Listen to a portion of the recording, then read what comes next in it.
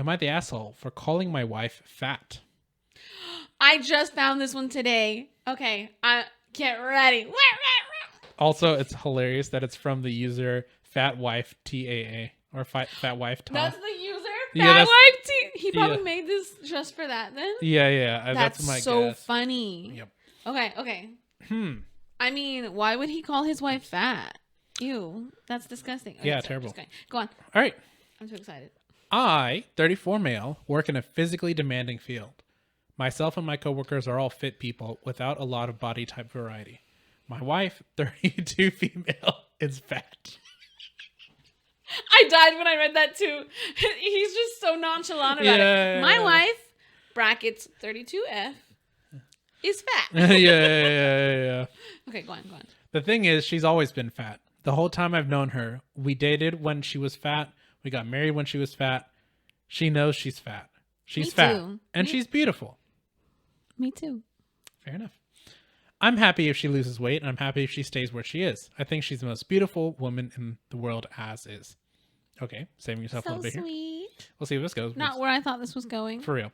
One of my coworkers, Julia, 28 female, started complaining that she's too far to be loved and fat people don't get to be complaining that she's too fat to be loved. And fat people don't get to be loved. Julia isn't fat. She's maybe 120 pounds. Damn. I honestly have no context when it comes to... Classic. What do you mean classic? Oh, like the skinny person is like, oh, I'm person in the room being like, I'm so fat. Literally, you're way like 40, 50 pounds more than them, sometimes a lot more than that. And they're like, I'm so fat. And then you're just like, shut the fuck up. I mean, to be fair, people like that are obviously like very, what's the word when like, no matter what, body dysmorphia. Like, yeah, that's literally just body dysmorphia at that point. Well, yes, sort of. But also, like, you have no idea how many people say that. What? Say stuff like that in front of somebody way bigger than them. Oh yeah, and talk about how scared they are. Yeah, and that's fat. That's body dysmorphia. It's like literally my entire existence is your worst nightmare. Thanks. Thanks. Thought we were friends. I guess, yeah. Anyway, sorry, I'm off topic, but she's a little mad about this. All right, so she's maybe 120 pounds. She works out 5 times a week and barely ever eats. That's weird. That's also yeah, that's a whole body other dysmorphia issue. Yep. I told her that wasn't true and that my wife was fat. She got really red in the face and started telling me I wasn't allowed to call my wife fat and I was insulting her and that my wife was beautiful and curvy. Carol doesn't like being called curvy. Okay, I don't know if we just name dropped his wife now. Carol doesn't like being called curvy. She thinks it's a label used to avoid calling people fat because it's a dirty word to most people. I told Julia as much. Julia started threatening to tell my wife I called her fat. She pulled up her Instagram and told me she was messaging Carol that I was being mean. I beat her to the punch and called my wife, put her on speaker, and asked if she was curvy or fat. Carol laughed and said, I hate that curvy shit. Fat and beautiful, baby. I thanked her, told her I loved her, and hung up. As soon as I hit end, Julia went mental. She started screaming that I was abusing my wife. When I asked how, she said I was clearly brainwashing her into accepting the term fat. Julia sounds so messed. Okay. Yeah, she said I was clearly brainwashing her into accepting the term fat to try to keep her complacent and from getting away from me. That no woman in her right mind could be okay with their husband calling them fat. I showed her a picture of my wife in a shirt that had BBW on it. She thought it for her. Oh, she bought it for herself, by the way. BBW? Yep. Big, beautiful woman, if people don't know. Yeah. She stormed off and hasn't spoken to me since. The coworker. Yeah. Anyway. Now, I just walked in today to an email from HR requesting a meeting with me. What? I don't think it's a big deal. I have my wife's blog for fat positivity, the shirt, and can easily call her for proof. But now things are frigid at work, and Julia constantly gives me dirty looks when we're in the same room. She ignores me otherwise. So I'm just over here scratching my head. Am I the asshole for calling my wife fat? What the heck? Holy crap. There's a lot to unpack there. Yes. And there's more with the update too, apparently about the HR meeting. Before that though, yeah, what? Okay. So I guess this is one of the things of like, you know, you've learned to take the word fat and not make it a negative connotation. So that's fine. So it does make the beginning that seems like it's really bad actually be completely okay. And then turns it more on its head of like, hey, these people have kind of accepted it and like what, how they are and like this. But like Julia over here is like so against like fat and like refuses to like think that anyone could be happy when they're fat because she's probably barely happy in her own body. That'd be my guess based off of her complaining like this. And she's making it someone else's problem, which is crazy. So it's probably going to take her. I think it's also she's going to refuse to accept this because it's going to take her years of therapy for her to like realize that someone can be happy without having the perfect body for whatever's in their head. I have a lot to say about that, actually. Mm-hmm. So people like that, they cannot accept that someone who is that way could love themselves and view themselves well, and that other people could view them that way as well, in a positive, like romantic, all of those adjectives, beautiful, sexy, those kinds of things. They cannot accept it because guess what? If the issue is not the fatness and you still feel like a piece of shit, it's probably because then it might just, then you have to address the fact that you just feel like shit about yourself. Not that you think, oh, I'm fat, I need to lose 10 pounds and I'll feel good about myself. Maybe you just don't feel good about yourself. And that's why you need therapy. I know this is very mean. I'm sorry. I'm trying to be sensitive about this, but I'm coming from the perspective of the person who deals with the opposite end of the spectrum. And it's very frustrating on my side of it too, when everybody thinks that if I reference the fact that I'm fat, which I am fat, I have been fat pretty much my entire life, starting when I was like 16. Before that, I was like, you could argue chubby, but like I've been fat for a long time. And every time I reference the fact that I'm fat, because it does affect your life. And so sometimes you need to reference the fact that you're fat because maybe like the chair that they're bringing is way too small. Have you ever been to freaking NRG Stadium? That shit is painful. And so like you have to address the fact sometimes that you're fat. And it is a neutral concept, it's a neutral term. Fat does not equate ugly. Fat does not equate stupid. Fat does not equate any of those negative connotations. Fat only equates to I am in a bigger body with a lot of excess like fat on it. Like cellulite, whatever you want to call that. That's the only thing that fat means. Cellulite? Well, cellulite's a little different, but you know what I mean? I have like extra weight on me that's not muscle. Because obviously that's different. Yeah. And like every time I reference myself as fat, they'll be like, oh, you're not fat. You're pretty. But like, well, I didn't call myself ugly.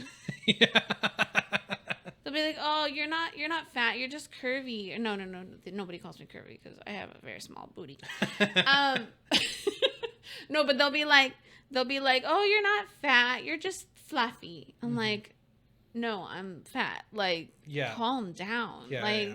Anyway, so it's just a button for me a little bit, but it is something that I feel like it's really important to understand. Is like being fat. Yes, it has a lot of downsides, but it is not a moral failure or something that makes you immediately ugly. Yeah. It is not obviously like, you know what I mean? And, I don't have to pull out that age-old trope of like, well, there's somebody for everybody, because it's like, there's lots that's not even how it works necessarily. It's just like, they don't have to be ugly. I'm rambling at this point. But my point is made. Like, my point has been made. Yeah.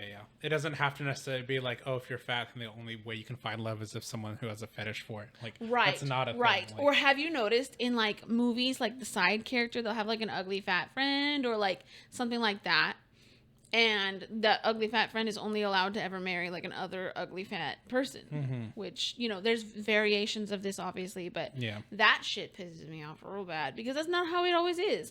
Like, have you ever seen couples and you're like, wow, one of them is really attractive and one of them is ugly? I mean, I'm not accusing any certain person, but like, I'm just mean in general. Sometimes you'll be like, wow, okay, like that person's like good looking, and I mean like objectively, not like you find them good looking and I get what you're saying. Yeah. Yes. Yeah. I'm having a hard time staying on Yeah, topic. But it's just more you get my the. point. It's more to like. It's hilariously bad to look at a couple and be like, "Wow, that was ugly." No. No, I mean, most of the time people are going to be judging like celebrities and stuff. Yeah, I Usually guess, people yeah. are, I feel like reasonable people are not going around their friend group and being like, damn. Actually, no. Yeah, Sometimes there's a you lot can of- get a friend sometimes. You'll be like, they start dating somebody and you're like, damn, that person's ugly. Wow. But then also less chance of us stealing him with our lunches at work. So. Oh, okay. Yeah. That's It all actually loops back. fine. It all rolls into one. Mhm. Anyway, sorry, I probably took over, but Yes, and no, But we I- haven't even done the update yet. So we still. update. Yes. Update, Okay. update. Okay. Update time. So I met with HR at 4 today. Apparently, multiple coworkers who had overheard the conversation stopped by HR through the day to give their side or weigh in. What the heck? I wasn't in trouble. They just wanted my side of things. It checked out with what everyone else had said too. I still don't know which of my crew stopped by, but I owe them my life. I offered to show my... Oh, I guess it's like some people being like, hey, like this guy shouldn't be in trouble for whatever might happen. This is what went on. Yeah, Because they probably saw supporting him. Julia being like traumatized and like freaking out. I don't know. Mm-hmm. Anyway, sorry to any Julias out there that are not the Julia in the story. Hopefully Oh I'm yes, not offending every you. single Julia is fat phobic Yeah, and yeah. disgusting. Okay, yeah. Oh, it's disgusting. We're just throwing that one in there. I offered to show my wife's blog, and our rep, who's a really nice girl, told me that if it didn't affect my work, it was irrelevant. The story had been corroborated enough by others. HR reiterated a lot of what y'all said. Even though Julia initiated the conversation, I shouldn't have jumped in. It was less of a scolding and more of a request to keep my nose out of other people's business. That's fair. I'm sad because I thought Julia and I were friends. We talked about our mental health struggles, the hardships of the field we're in, and heavy things like that. Won't be having those conversations any further. That kind of sucks. That's fair. Yeah. He thought he had a friend and she turned out to be a giant bitch. Julia and I will no longer be paired on teams for patient care. I was told my part in that investigation was done and thanked me for my time, so I think I'm going to be okay. Before I left, I told HR that if weight loss / body image wasn't supposed to be a topic of conversation, they should consider enforcing that on a company level. We have a weight loss challenge. I suggested making it a fitness challenge instead. She said they'd take it into consideration. Yeah. So that's it. I wrapped up my treatments. Everything will hopefully shake out. Haven't spoken to Julia, hoping to avoid her for the near future. Dang. 1 second. Oh yeah, thank you all for the sanity check. Now to quote Clue, I'm going to go home and sleep with my wife. Is that from Clue? I guess so. I guess that's a saying in Clue. That's funny. That's Oh, wow. The difference between your wife and Julia is that your wife loves herself. Julia can't even pretend to. That's what I was thinking is like, obviously she got triggered and she can't understand why somebody who's so much more awful in that way that she considers herself could possibly love themselves. Like, Julia should get a better hobby because she sucks at fishing.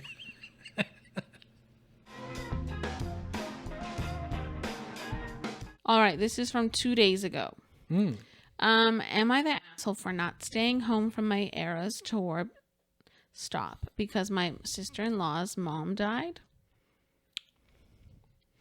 I am currently on my flight to Indianapolis to see the Eras tour on Saturday. I bought tickets last year and have been booked and ready with my outfit, friendship bracelets, etc. I have been looking forward to this so much as someone who has been a fan since Red. My sister-in-law Grace told the family last night that her mom died. This is truly heartbreaking. I lost my dad when I was 20, so I do understand. I went over after work to be with them and also did their laundry for them and fixed them dinner. Before I left, I prepared a bunch of wraps to eat and some casserole as well. I was there for until 2 a.m. and have barely slept. I got a call this morning from Grace asking if I could come over and spend the morning with her. I told her that unfortunately I had a few things to do before I could leave for my concert. She got very quiet and asked me if I was still going to do that.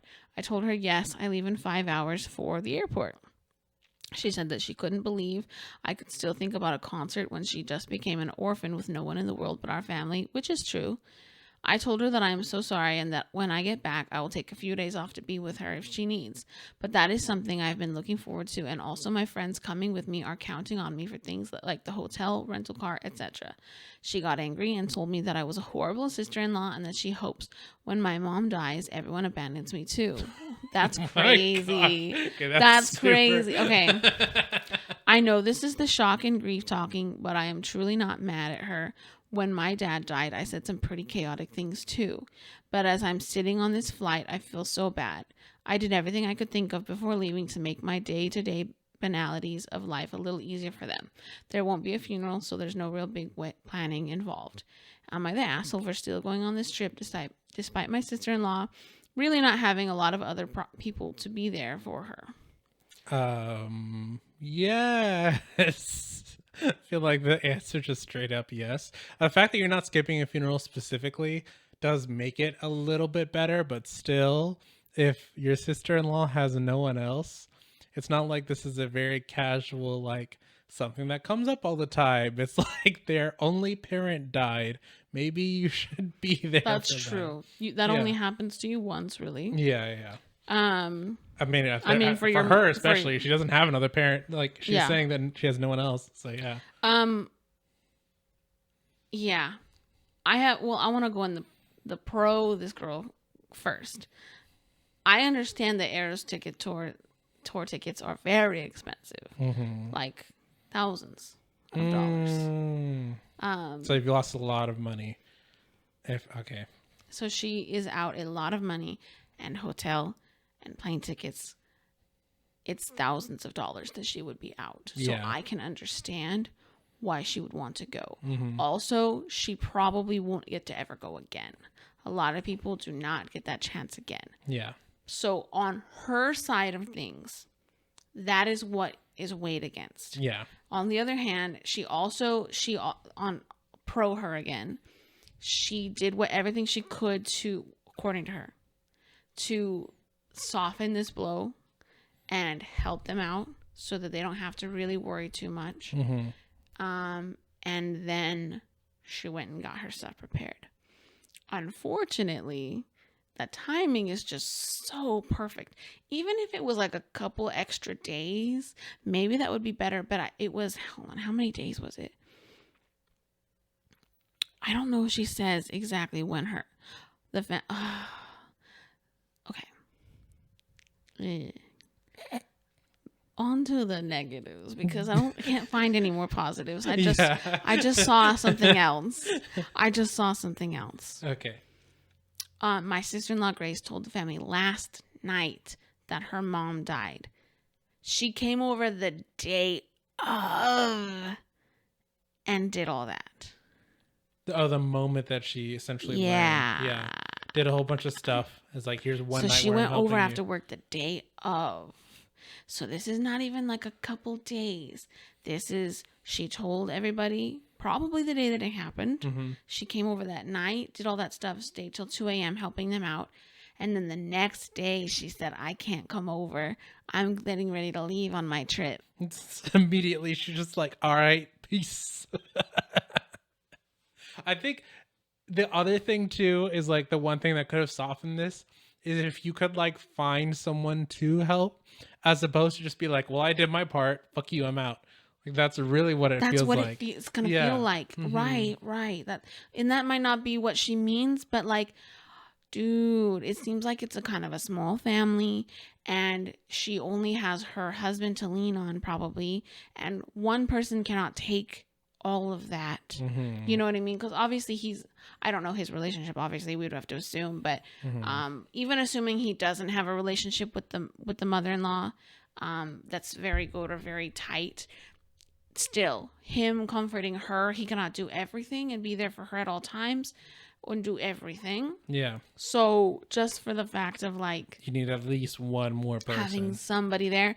Now, I think if it was the case of like you have a bigger family and there are people that can be there, maybe it would be a little bit of a different story. Right. Because it's like you don't want too many people around because they'll crowd everything and make you feel more anxious and stuff like, well, Right. obviously everyone's different. So Yeah. I'm not saying everyone's going to be like that. Yeah. But in my view of it, like I would want a few select people, and then everyone else is like, okay, I understand. Yeah. So I don't know how long she's gonna be gone, but like literally, if she's only gone like a weekend, I feel like that's not that crazy. Yeah, that's fair. But if the context, It's she like a doesn't really week give a long lot of something, context, yeah. and that's why there is no consensus on this post, because it says there's not enough info, because we don't know. Yeah. Because if it is a big family and there's a lot of people that could be taking up that slack and doing a lot of the comforting and everything, then I could understand how she could still go, because this is a really big thing and she's losing a lot of money. I'm kind of wondering though, like, what is her experience? Like, I hope maybe there's an update later, because like, what is her experience going to be going on this trip post someone like a close family member dying? Like, how do you still like go and just tune it out and enjoy Taylor Swift or something? Like, it's kind of hard to just block the big traumatic thing that just happened. And I feel like that's going to kind of ruin the trip too. And that there's probably going to be some regret as you go and you're doing this of like, shit, like, That's true. yeah. Huh? That's a good point. And there's also a level of like almost feeling like rubbing something in, of like, I'm doing this really fun thing. Like, I'm doing the opposite thing. This is like the highlight of my year. Yeah. When somebody else is at the low. Does that make sense? Like, so on that level, it's very inconsiderate. But at the same time, you are giving up a lot. It is a huge sacrifice. But it just depends on how selfish you are, I guess. I mean, yeah, it's the question of, do you, yeah. I think they should write to Taylor and ask her if she could comp some tickets. Yeah, for real. Or just, she definitely could. I just don't know if you could reach her. yeah. You might have to go find where the airport is. Yeah, Where her plane, catch her plane when it's landing for 10 seconds. Yeah, pretty much. I'm so rude. Anyway, but like, oh man, like that sucks. It Very really poor does. timing. But I truly think that she should have just bit the bullet. Yeah. And stayed home, but she didn't. She went. I think another part too. So this is something like, I don't know if she's thinking this, but something that I thought about before. When I was much younger, one of my best friends at the time had cancer and he passed away. And the weekend that his funeral was going to be was also the same weekend that a regional choir concert or choir competition was happening. And I had qualified for it and I wanted to go do that. And I think it was partially also because I just wanted to avoid the the fact that my best friend just died. And so there's this other side of it too, of like, you know, for her sake, despite this Eras tour or whatever, is like, are you also just avoiding the tragic thing that just happened? Interesting. Yeah. And like, the other reason that you should probably stay is because you need to face this now because it just happened, as opposed to trying to just like, you know, step away from it or ignore it. Yeah. I will say once again, because there's no specific funeral, it's not like a specific thing you're missing. I would have missed his funeral if I chose to still go to that concert. So, and my parents were the one who convinced me, don't do the concert, go to the funeral. Did I read this? I'm glad that they did. Oh, that's literally happened to you. Yeah. In this case, she said there wasn't going to be a funeral. Yeah. Which is interesting in and of itself. Yeah. I wonder how they came across that. I feel like that kind of plays into they're not that wealthy then. If they can't afford a funeral, that could be it. Or they don't know that enough people. I don't know. That. It might just be a really small family. Yeah. One of the top comments is asking for info. It says, is this your sibling's spouse or your spouse's sibling? In either case, why isn't your sibling or your spouse stepping up to support her? Or, yeah. Yeah. It's my brother's wife and he is supporting her. That's what she said. Oh, okay. Most people that I see are saying not the asshole. I kind of disagree. I kind of think it makes you an asshole. Yeah. There's all the Swifties in the comments. Just kidding. But I do think, again, if it was a story of having a bigger family and you not being as close to her, you just helping out to help out and to be kind and take that burden off her, it really just depends. Because for me, I wouldn't want like some person that I don't have a close relationship with taking their time out to just like hang around me. I would want somebody closer, but it really just depends. Like, Yeah, is yeah, there yeah. anybody there that could take up that slack? Because I think truly the asshole move is leaving her alone. Yeah. Like, just with one person. Like, you need more people than that around. Yeah. I think that's the thing is like, you know, did she clarify that there's more than just one person helping her or not? My wife and I bought our house 5 years ago, and ever since, mowing the lawn has just brought out this peace inside me. So much so that I sold our riding lawnmower and bought a push mower. That's crazy.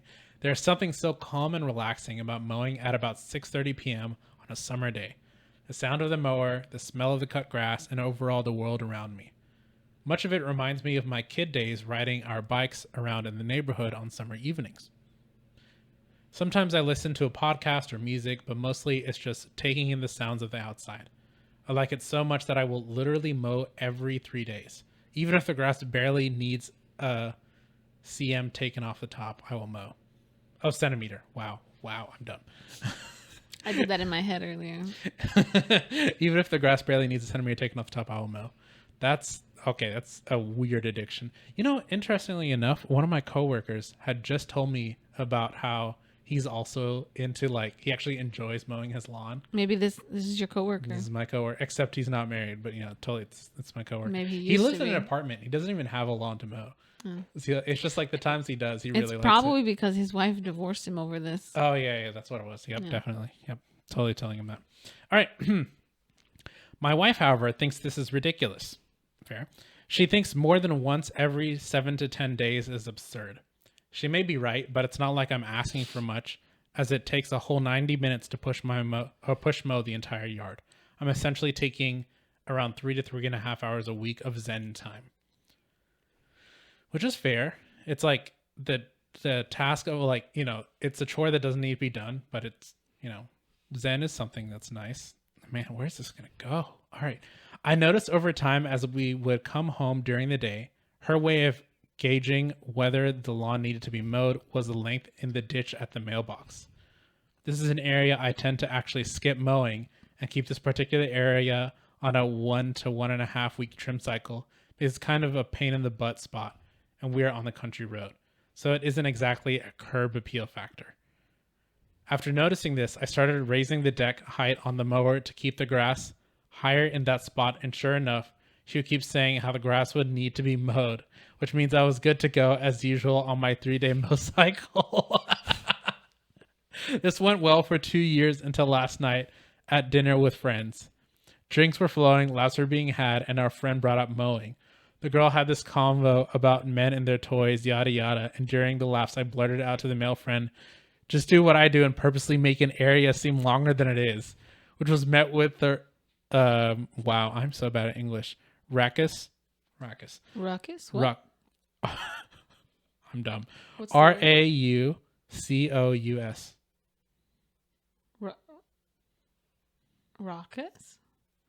Okay, we're both dumb. Yes, cool. All right, validated. All right, which was met with a lot of laughter from all of us except my wife. After about 10 seconds of laughter, I felt this intense heat on the right side of my face. It's a very familiar heat, very distinct.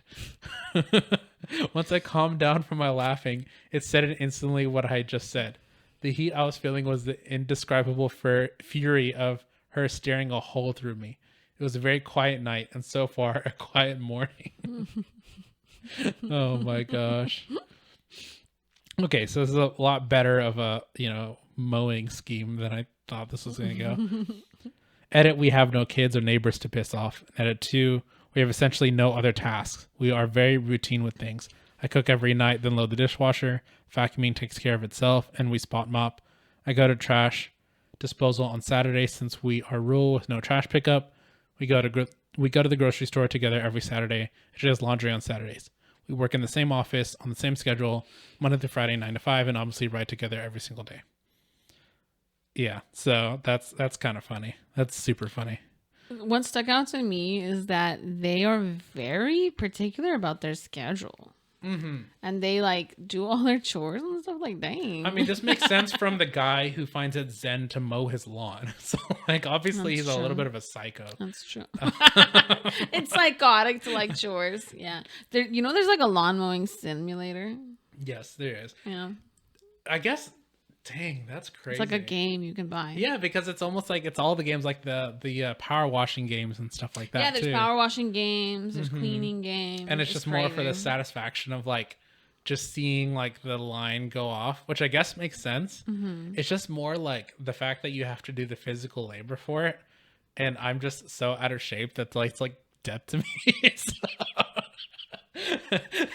That's like the main thing. Like if I could like just like look at a board and just like wipe off a section of it at a time until it's fully clean, yeah, I would enjoy that too. Yeah. But yeah, Yeah. this is definitely hilarious, and Are there any- also Sorry, I he was a was- genius. I was just gonna ask, are there any comments? You had an emotional affair with your mower, Reddit. Yeah. Also, what's the age gap between you and this mower? Obviously, they're in a position of power over the mower. Oh my gosh. Oh wow, yeah. This is kind of what I'm thinking. I've got about 3 acres. You're welcome to come over and mow. Right. I'm like, come mow my yard. Oh But man. it looks like they live in a place where there's not a lot of neighbors, so they couldn't just mow their neighbor's lawn. I'm sure the neighbor would love it. Oh yeah, You know? yeah. I mean, also, I'm sure there's a part of it of like I'm not about to do someone else's work. Like this is also satisfying because it's my mean, own yard. It's a different thing if you're packing up, going to their house and doing it versus like they're literally right next to you. Might as well. Yeah.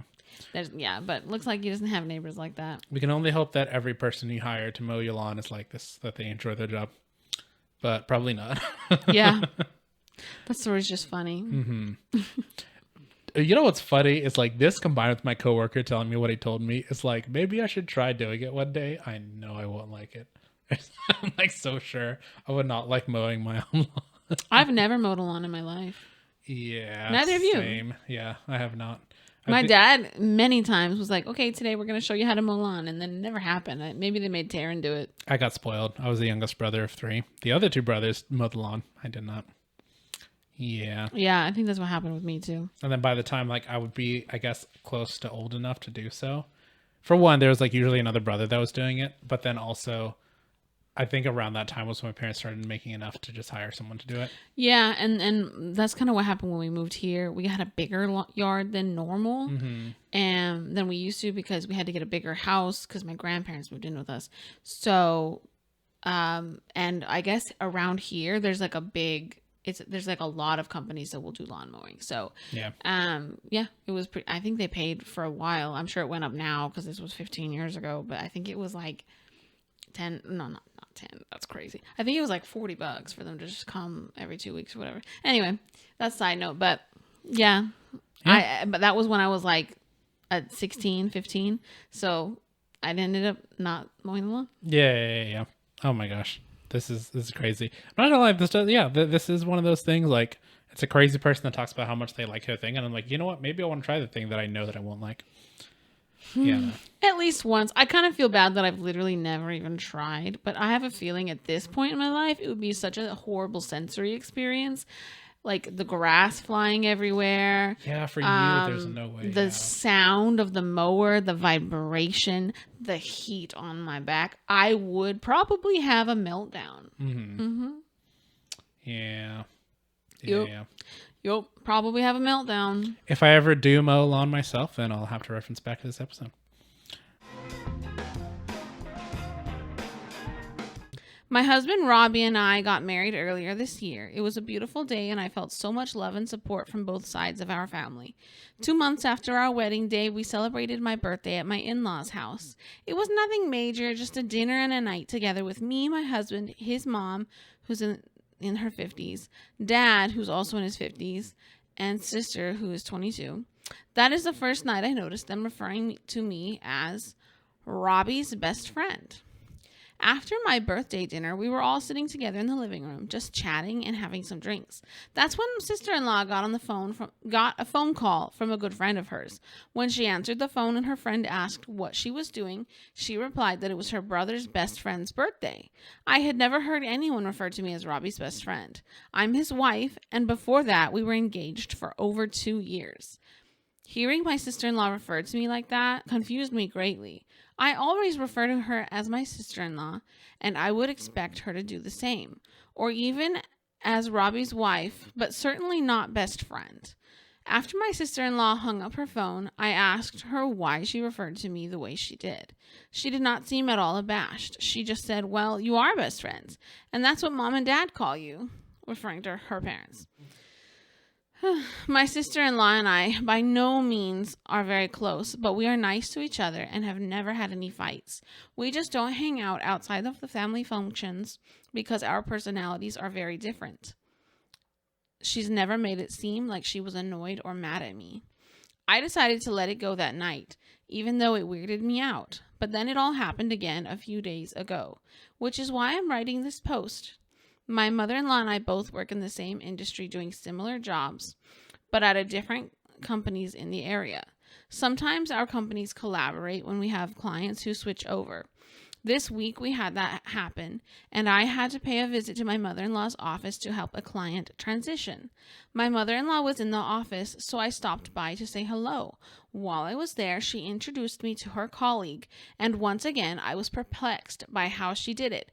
She said, "This is my son's best friend." As I was shaking hands with the colleague, I paused and awkwardly said, "I'm his wife." The colleague looked confused, but my mother-in-law continued to smile and didn't address it. Once we were alone, I asked my mother-in-law why she referred to me like that. Just like my sister-in-law, she didn't seem to act like it was weird at all and said the same thing. Well, you are best friends. That's crazy so far. Mm-hmm. The only thing that I can think to explain this is that in my vows to Robbie, I promised to continue being his best friend. Nobody acted like this was odd or special, and I feel like that's a pretty common thing to put in vows. So I'm not sure why Robbie's family seems to have clung to it, unless it has nothing to do with everything. I've spoken to Robbie about this too, and he's also perplexed by it. He asked his parents privately about it, and they gave him the same answer they've been giving me. It all just feels like some sort of bullying behavior to me. But I've never felt a sense of this from them before. Are they calling me his best friend because they don't like the fact that I'm his wife? Or is it some kind of inside joke they've been in on without me? I'm not sure what to do or make of it, especially because the in-laws are acting like it's not an issue when I bring it up. Yes, I am Robbie's best friend, but I'm also his life partner and their daughter-in-law/sister-in-law. I don't know what to do. Any input or advice would be welcome. Yeah, this is kind of weird so far. Because I don't know, it seems innocent, but just weird. Innocent? Like, I don't know. Like could just be weird. And like, I don't know. Is that how you introduce people? Yeah, that is trippy. Especially if the fact that the husband is also like. All three of them. Yeah. If the husband, the husband said he was confused by it too, right? No, all three of them are doing it. The husband's doing it. All three of them are. Oh, her husband. Yeah, her husband. Sorry, I was thinking husband as in father-in-law. Wow. But that doesn't make any sense. Yeah. Sorry. Yeah. But yeah, her husband doesn't understand it either. So yeah, I don't know. It's trippy for sure. I mean, I guess unless you have like a sit-down conversation with them to be like, hey, that bothers me. Then otherwise it just seems like some weird habit that they have. But I don't know, because also for the fact that like it's one of those people are different, but we were literally best friends for a while before. Yes, and like but nobody would never exactly nobody calls us best friends. Yeah. Like, so the moment we started dating, we're no longer best friends. Right. So I'm wondering. I guess the only reason to really do that is because they want to differentiate it to be like, oh, they're just best friends, not husband and wife. Right. I mean, that could be the thing. There's no positive way to spin this in my head. It just my spidey sense is like, something's going on. Yeah. But she says everything was normal before that. But it's one of those things where it's like sometimes things were not normal, but people just didn't pick up on it. Which also, before that, right, when they were Mm-hmm. like fiance and stuff, right? I'm sure there's a bunch of other times they could refer to her as something, even as a fiance, as a girlfriend, or anything like that. And so it's interesting to now, when it's wife, say best friend. I don't know. Are they like anti-marriage or some shit? See, well, clearly not. They're married. Yeah, or anti-labels. I don't fucking know. Well, we'll get to that soon enough. Here's some comments from the original. By the way, this was on Best of Redditor Updates. I'm not sure where it was posted originally. How about someone said Stuck. because it's frozen? No, it's okay. Anyway, someone said, how about just being straightforward? Yes, Robbie and I are best friends, but now that we are married, I would prefer that you refer to me as his wife, as I treasure our relationship. Thank you. So that's a good suggestion in my opinion. Like, at Yeah, least say, like, address it. please address me as his And then- wife. This is bothering me. And I feel like, As soon as you if address it it really and they is- continue, then it's actually offensive. right. Well, Or it's purposely very Yeah, openly yeah. offensive. depending on what they were, yeah. Yeah. Someone said came to say this exact same thing, and after that is said, continue to correct them if they use the best friend moniker again. Maybe at the next family gathering, present a united front. Both husband and wife ask parents and sister-in-law to address the wife as Robbie's wife. Honestly, I think they are mocking the OP for the vows. That's the only explanation I can reasonably come up with. And I agreed with that too. They were mocking her in some sort of way because she talked about, being best friends in the vows, like what's going on. And my thing was, it sounded like a very mean girl mentality. It's not really mean girl, but it's like that kind of fakeness. Yeah. That family seems to be that kind of way. Yeah. And there's a lot of families that are like that. Someone said, definitely feels mocking or passive aggressive. Clearly they didn't like something about the vows. Yeah. But yeah, do you have any thoughts? Because there is an update. I mean, I said my thoughts. It seems Okay. weird. Yeah. Like, I guess in most in reference to the vows, maybe, but that still seems like such a whatever. So it's like, it'd be weird to be like, how dare they say they're best friends or some crap like that. Yeah. I don't know. For me, if the family's really good and then Me and my husband hate each other, but we're still husband and wife. We're not best friends. Why are you so anti saying best friend inside vows? That'd be okay, fucking I'm weird. just gonna start calling you best friend from now on. Yeah, for real. Would you be weirded out if I was just like, hey, this But is my whenever best we're in a friend? fight, then we're husband and wife. We're not best friends anymore. All right, husband. Anyway, no, I'm playing.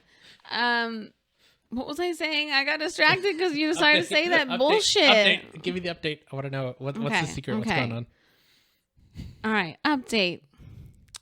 Thanks to everyone who offered helpful advice and to those who have been kind in sharing their own experiences. I'm sorry to hear that this is not exactly a unique experience.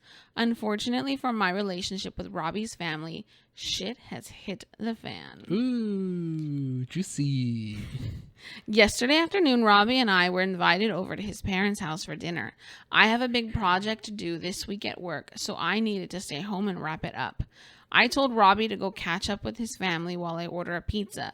Apparently, this is when Robbie decided he was going to set things straight and figure out why his mom and sister keep referring to me as his best friend. Please keep in mind that I'm telling this story based on the details that my husband has given me. Robbie had a normal dinner with his folks, but they were all drinking a bit more than usual. Robbie decided to bring over some scotch that one of his groomsmen gave him for a wedding gift, so him and his dad were especially loose. Robbie and his dad tend to have guy time together after dinners where they hang out in his dad's garage and talk about car stuff and projects at home/work. This is where Robbie confronted his dad about the whole situation. From what I can tell, it took some coaxing to get this information out of father-in-law, but eventually he admitted to Robbie that my mother-in-law and sister-in-law and him were all in on some sort of bet as to how long mine and Robbie's marriage was going to last. Father-in-law bet that we would stay together, whereas mother-in-law bet less than 1 year and sister-in-law bet less than 6 months. Apparently, there was a cash prize involved. I don't really know how much it was. Father-in-law admitted that he believes the whole best friend moniker was a way to get under my skin and cause doubts about my relationship with Robbie and his family. They think that if they acted like this was a non-issue for long enough, it would drive me crazy and start making me angry at Robbie for not intervening. Robbie says he stormed into the house to confront his mom about this all. He ended in a screaming match between Robbie, mother-in-law, and father-in-law. Robbie eventually stormed out and walked to a nearby gas station, and from there he called me for a ride since he couldn't drive. This morning, when I drove Robbie back to his car, we had a horribly awkward confrontation with his parents. Mother-in-law is apparently pissed at father-in-law for betraying the secret, and they were fighting about it all night. Father-in-law will be staying with us in our extra bedroom for a couple days, or until they can calm down and talk to each other again. Robbie is now... It becomes his fault. So dumb. Okay, yeah. I don't know if I would do that for father-in-law, because he did not even want to tell you. He was in on the whole thing and he didn't want to tell you. It seemed more like he just had to be in on the whole thing. Because when he finally did say something, they fucking kicked him out for telling. Yeah, but they would kick any of the three of them out for telling. Wouldn't you be mad if you committed like a murder or something with 3 people and one of you told? You'd be mad at that person even though you're all culpable. Okay, it's more like 2 people are committing murder and the other person's like, I really want to call the police. And they're like... According to his story. Okay, well then, yeah, if we're going to assume lies, then sure, we can assume lies. That's what I'm saying.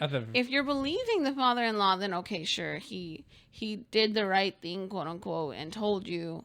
But I mean, it had to be coaxed out of him, and he was in on it in the beginning. It's still because it's a secret that his wife required that he keep. And so it's like this uncomfortable thing, but like he has to decide, like, you know, who do I have to listen to? And so he decided to keep the secret because he's trying to respect his wife, but then he ends up saying it because it is kind of fucking weird and the son is getting bothered by it. And the whole point of it too was that the wife was supposed to like get mad because the son never intervened about it or did anything. That's what would end the relationship. And like here he is, the son intervening. So it kind of defeated the whole purpose of the wife comment anyway, or the best friend comment anyway. I don't know. Either way, it's the mother-in-law and the sister-in-law that suck. So there's a little bit more. Oh, okay. We're gonna find out that the father-in-law sucks too, apparently. All right, continue. Robbie is now set on going no contact with his mom and sister. Mm-hmm. Honestly, that's valid. Mm-hmm. He is angry with his father, but is more willing to forgive him. Mm-hmm.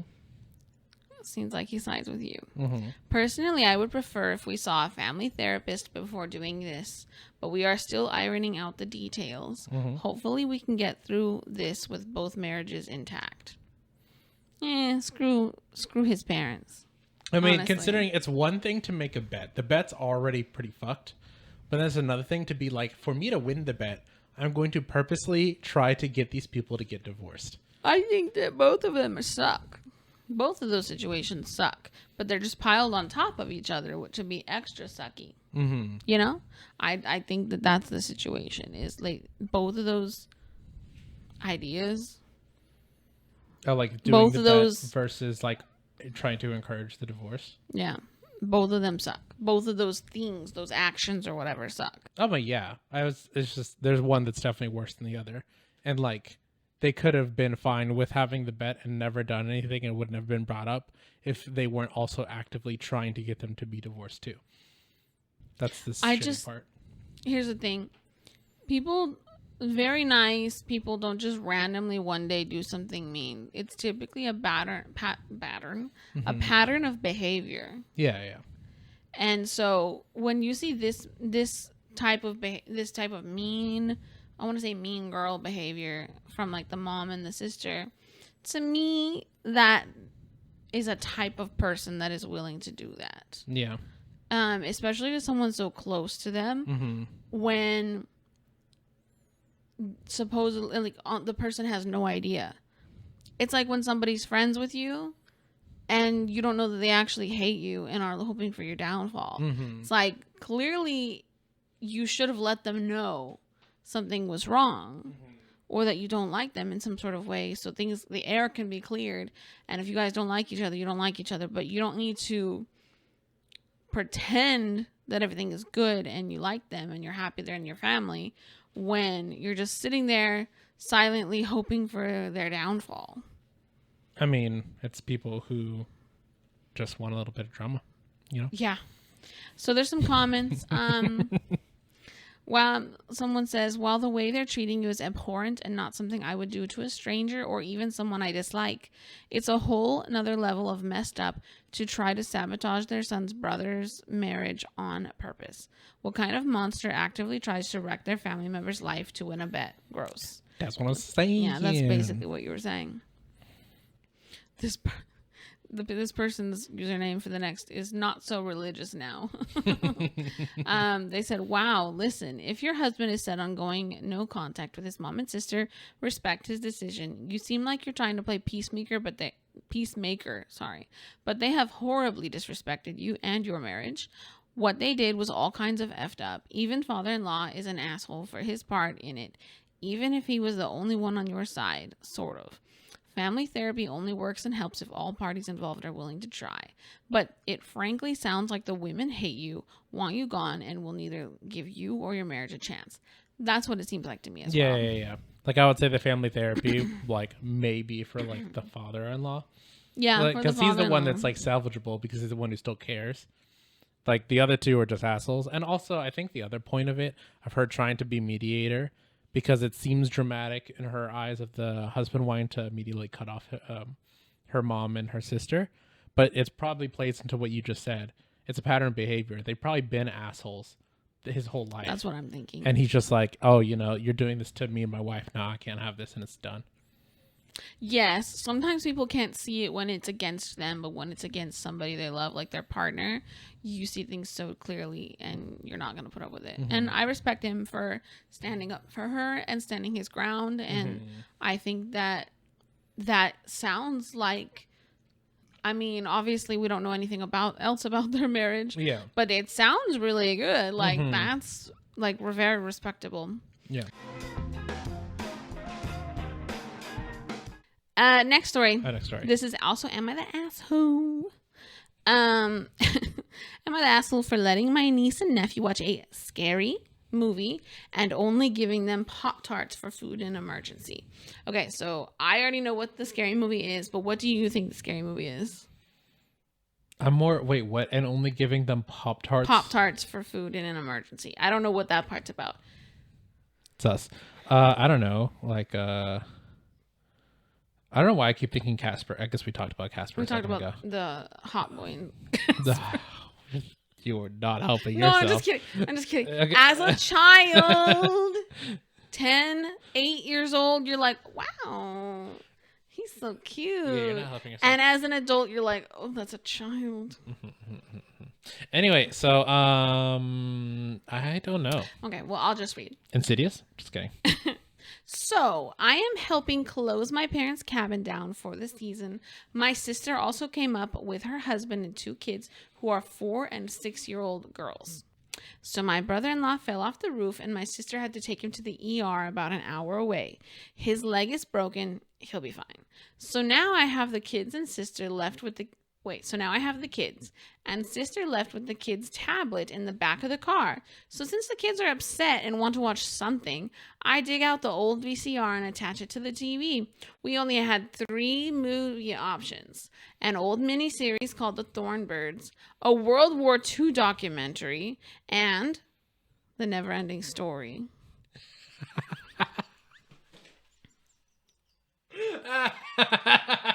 That is a horror movie. Oh my gosh. Since Thornbirds is about a lady having an affair with a priest, from what I recall, and World War II didn't seem to be a cheerful option, I threw in Neverending Story. Fair given the options, except for the fact that I would rather do nothing than watch any of those movies. Then I tried to figure out food, which left the options of Pop-Tarts or a sketchy can of corn stuffed in the back of the cupboard.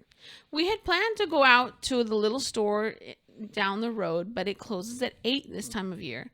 Anything else is about a 45-minute drive. So Pop-Tarts for dinner it is.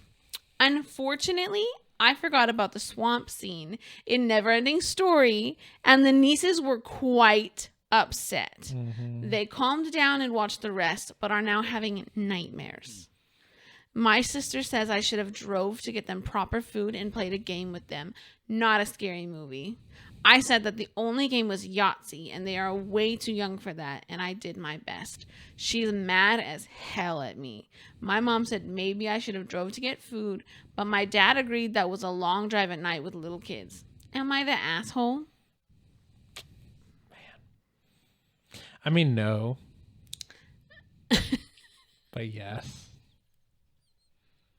It's like, has he seen Neverending Story? It's That still, swamp scene, it is Roy, a traumatic children's movie. It is the most traumatic children's movie.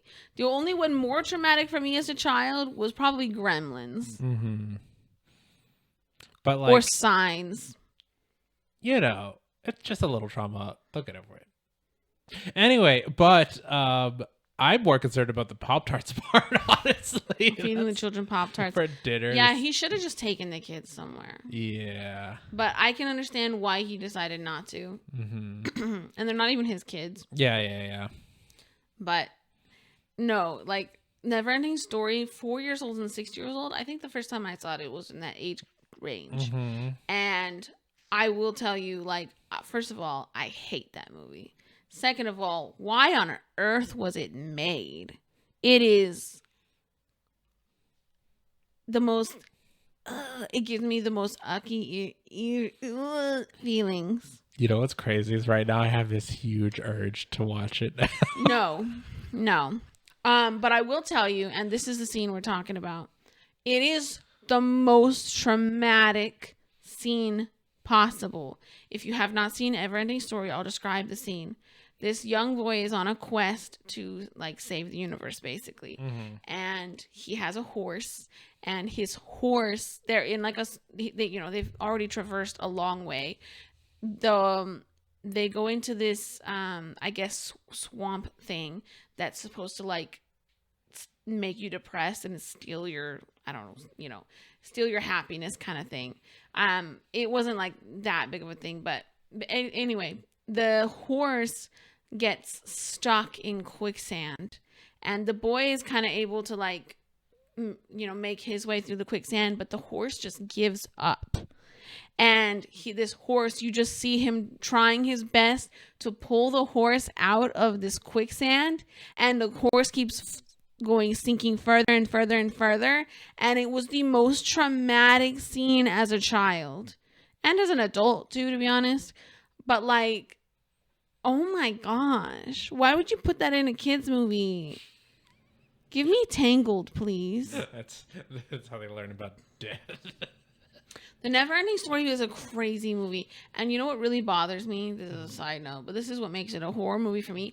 That art style that's like from like the Labyrinth and like the, what is that, Crystal? The Dark Crystal, mm-hmm. and Neverending Story. I hate it. Mm-hmm. I can't stand it. It is kind of like nails on a chalkboard for my eyes. That's the weird puppet stuff, right? Yeah. Creepy. Labyrinth isn't as bad, but it's still bad. I don't like it. But Dark Crystal and Neverending Story are like the absolute worst. And that monster dog dragon thing. I cannot. I'll put a picture. I cannot. Anyway, what are your feelings? Yeah, I guess, yeah, that's funny. I'm still more concerned with Pop-Tarts. I just think that's the other thing. I need to watch the movie again because I don't feel like I was nearly as traumatized by it as everyone else was. It's 'cause you have no soul. Yeah, my childhood was worse than that movie. Just kidding. But yeah, I don't know. That's why I need to watch it again. Might have to, do a little update later. Someone just mentioned, okay, I'll read these. Okay. There's like a line of comments. Mm-hmm. Someone says, not the asshole. Emergency childcare is for emergencies. Were the kids alive and not significantly injured when they got back? Great. You did a good job. Mm-hmm. Nightmares are unpredictable, and kids that age can have them about anything. One of my cousins, he was terrified of Neverending Story, obviously. Nemo, Finding Nemo. So And he kept talking about how the fish were coming through the wall and stuff like that. Yeah, so you never know what kids are gonna freak out about. Anyway, and like say their dad falling off a roof, being in pain and disappearing for a long time with their mom. Odds are it's not just Artax in the swamp triggering nightmares. Artax is the name of I think it's the name of the horse. I still cry when I remember that scene. Oh, wow. Someone said, true that kids can get nightmares about anything. Literally a few scenes in The Brave Little Toaster gave me nightmares as a kid. Me freaking too. The Brave Little Toaster is freaking traumatizing. Ooh, do you remember a few years ago I had an epiphany when we were watching a movie? It's like was it like the Cauldron or the Librarian or something? We were watching The Page Master. That's what it is. Yeah. And there's this creepy scene with the fireplace and like this green like fire, and I was like, that's the scene that kept replaying in my nightmares when I was a child. And I didn't know what the heck that was. But I had recurring nightmares that were brought on by that scene in particular. Why this hit you so hard? You feel what those children feel. Especially when it's already creepy.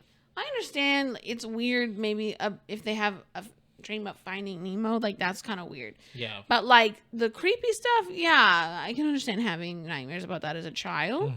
That's funny. But Brave Little Toaster, oh, that movie's trauma. While we're on the topic, I'm gonna read more comments, but let us know in the comments. Was there a movie that scared the crap out of you as a child? Or just happened to give you random nightmares? Specifically a movie that's like was not created yeah, to be it's not like a scary movie. Yeah. For Yeah. me, Final Destination was my thing, but that was a scary movie. Yeah. Okay, someone says, okay, yeah, but the Brave Little Toaster had some horrifying things in it. Like how the cars were singing and then crushed into cubes. Some of them trying to run away. I forgot about that. Oh, someone said, I could have been worse. My parents let us watch Watership Down because they had bunnies on the cover. That's that one that you and Alex watched. And it turned out to be really, really dark. Really dark and dramatic. Yep. Yes. That was not a casual children's show for sure. Okay. Someone said I had nightmares after watching the Mr. Bean movie.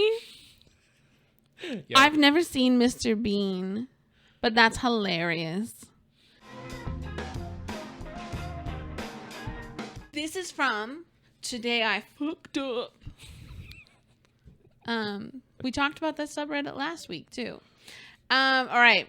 I liked this one. I don't know. I don't remember anything about it, to be honest, though. Today I fucked up by visiting a Japanese bathhouse. Do you guys know what those are? Oh, yeah. Do you know what that is? Maybe I know it from anime. Anyway. Okay, so this happened a fair few years ago, but still haunts me. Back in 2017, I was in my final year of university and got the opportunity to spend 5 weeks in Tokyo for an exchange/observership. One of the items on my bucket list was to visit a sento, which is a traditional indoor Japanese bathhouse.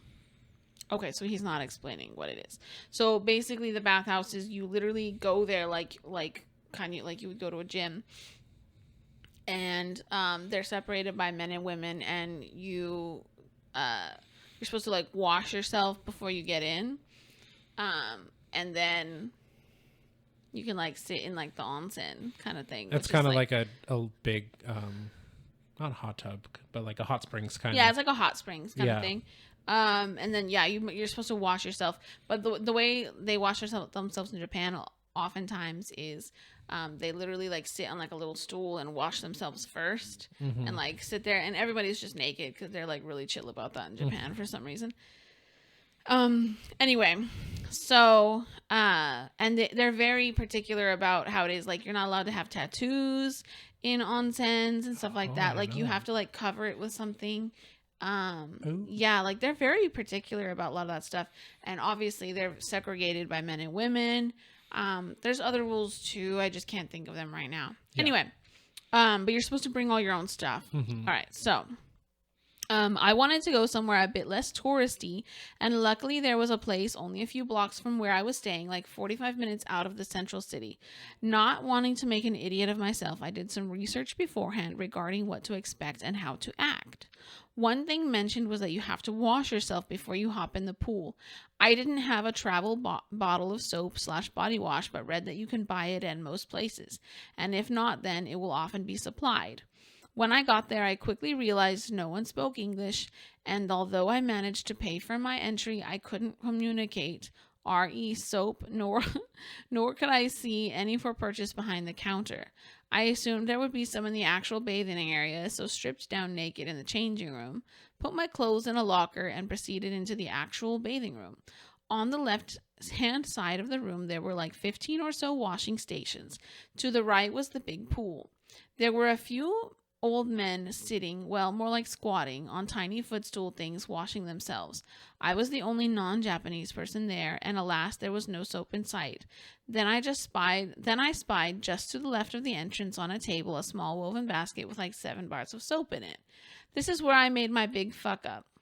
I assumed this was the communal soap basket. I grabbed a bar of soap and walked over to one of the washing stations to get to business. One of the old Japanese guys saw me doing this and started glaring at me and muttering something under his breath. This would have been the time to return the soap to the basket and call it a day, but I'm a fucking idiot, so that didn't happen.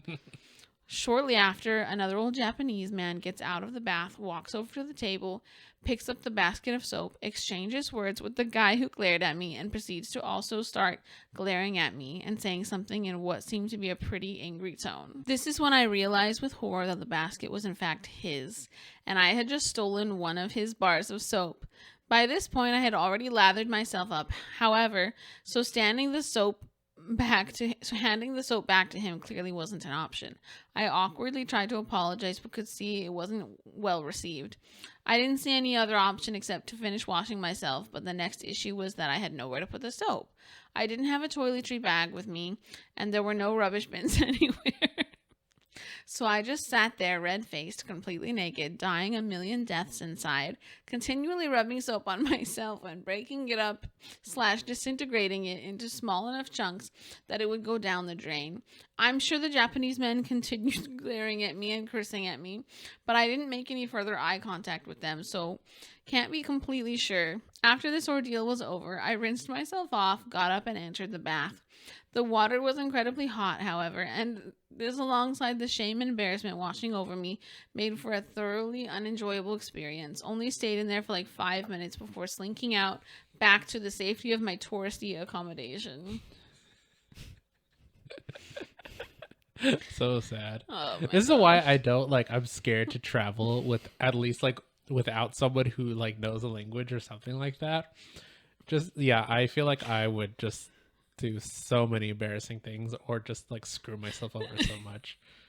Oh my gosh. Oh, it's so embarrassing. That poor guy. Yeah, for real.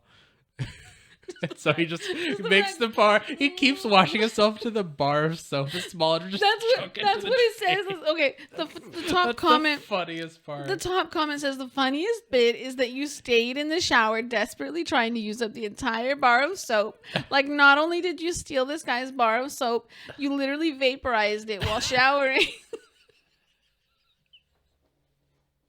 So dumb. This is exactly what you said, almost word for word. Yeah. That's funny. That's definitely the worst part. 100%. I guess it's so hard to how do you apologize when you're naked still using this guy's soap? So yeah, I get it, I guess. Yeah, that's so sad. Some of these comments are killing me.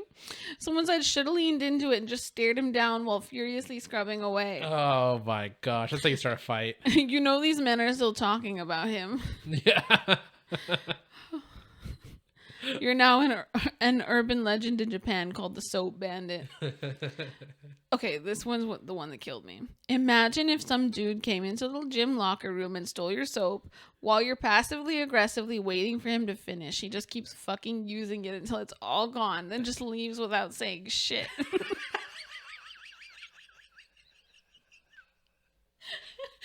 Yeah, that's exactly. Yeah. That is quite literally. That's literally what he did. it. Yeah. I mean, it's to fair of like that once you open that bar of soap, it's not like you can give it back. No, yeah. Yeah. Imagine him going and putting it back on the other 6 bars of soap. Oh my gosh. Ew. Also, I imagine I don't think this is the case. I'm not sure. It's like those giant like Dove bar of soaps as opposed to like the small travel That's what I ones. imagine. Yeah, He's a giant Dove bar of soap. Yeah. That's what I have in my You brain. just have to like break that shit up to shove it down the drain. You know, like they turn to mush. Uh-huh. Imagine him just mushing it up like yeah. mashed potatoes. Oh my it was gosh. probably like a small size, but still. Mhm. If I was him, I would have like waited till they weren't looking and like put it in my. Okay. That is an insane level of embarrassment. I'm so embarrassed that I put a bar of soap up my ass. Okay. I'm so glad that you are not in this situation then. Damn. You handled it way better than you would have, apparently. No, it's just to hide it. So it's no, that doesn't No, make it it better. does not You're work. right, that doesn't You're make walking it around better. naked and you have to clench your butt the whole time. Make sure a bar of something doesn't pop out at any given time. You're right. That doesn't help. Like you're just sitting in the bath and then just this bar just pops up. You're right. You're right. That was not a good take. No, not at all. Remember, kids, the solution is not to stick something up your butt. Okay. Please. Okay. God. Okay. Yeah, never stick things up your boobie. Your boobie? Your booby. Your booty. All right, the next comment says, it's under the one we just read. Dude, I think breaking it down until it was all gone was probably just taken as some alpha power trip dick move too. Wasting things is really frowned upon. You don't leave a bunch of food on your plate, for example. Especially if it was made for you by someone and not a business. It's seen as throwing their money in the garbage, not valuing it in the money and effort it costs to make it. So with that, and then seeing this dick just walk in, take your shit, use it, then stomp it down the drain, like what the fuck, dude? Stealing it wasn't enough. You're gonna waste it right in front of my face? The other thing too is if there was a garbage bin and then he would have like used half of it, then just thrown the other half away. So at the very least, it's probably a better option to like try and use it as much as he could. It seems like a good option. It's But all bad it's options. all bad. Yeah, it's all bad. Next comment is, this guy is 100% going to tell this story for years to come. The time some foreigner came and stole his soap, used it, and then arrogantly destroyed the rest before disrespectfully leaving without saying a word. His entire bloodline is going to have a seething hatred against Aussies. True. Oh, that's so funny. All right, this story, I don't know where it first came from. I don't know how long it's been around. I do know it's been a while. Mm-hmm. Okay? Mm-hmm. I do feel like anyone who has listened to a lot of Reddit already knows this story. Yeah. But just for those of you who haven't, and also for him who has not heard this story, we're going to cover it today. Mm-hmm. This story is called The Poop Knife. Oh, okay, this one. I found this on Museum of Reddit, and it's a repost because that's what Museum of Reddit is. It's kind of short and sweet. Okay. Okay? Okay. All right. My family poops big. Maybe it's genetic, maybe it's our diet, but everyone births giant logs of crap. If anyone has laid a mega poop, you know that sometimes it won't flush. It lays across the hole in the bottom of the pole, and the vortex of water draining merely gives it a spin as it mocks you. Growing up, this was a common enough occurrence that our family had a poop knife. Oh, it was a family poop knife. It was a family shared poop knife, it seems. Mm-hmm. It was an old, rusty kitchen knife that hung on a nail in the laundry room, only to be used for that purpose. It was normal to walk through the hallway and have someone call out, "Hey, can you give me the poop knife?" I thought it was standard kit.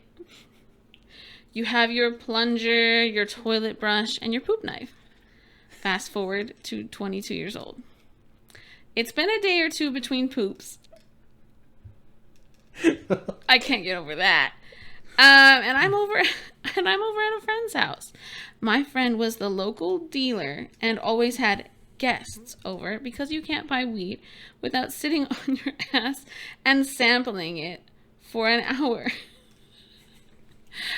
I excuse myself and lay a gigantic turd. I look down and see that it's a sideways one. So I crack the door and call out for my friend. He arrives and I ask him for his poop knife. My what? Your poop knife, I say. I need to use it. Please? No. WTF is a poop knife. Obviously he has one, but maybe he calls it a more delicate name? A fecal cleaver? A dung divider?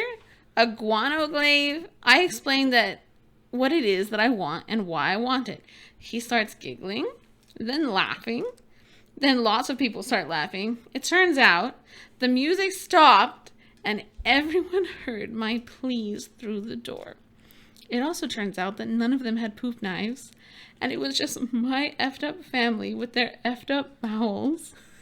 FML. I told this to my wife last night, who was amused and horrified at the same time. It turns out that she did not know what a poop knife was, and had been using the old rusty knife hanging in the utility closet as a basic utility knife.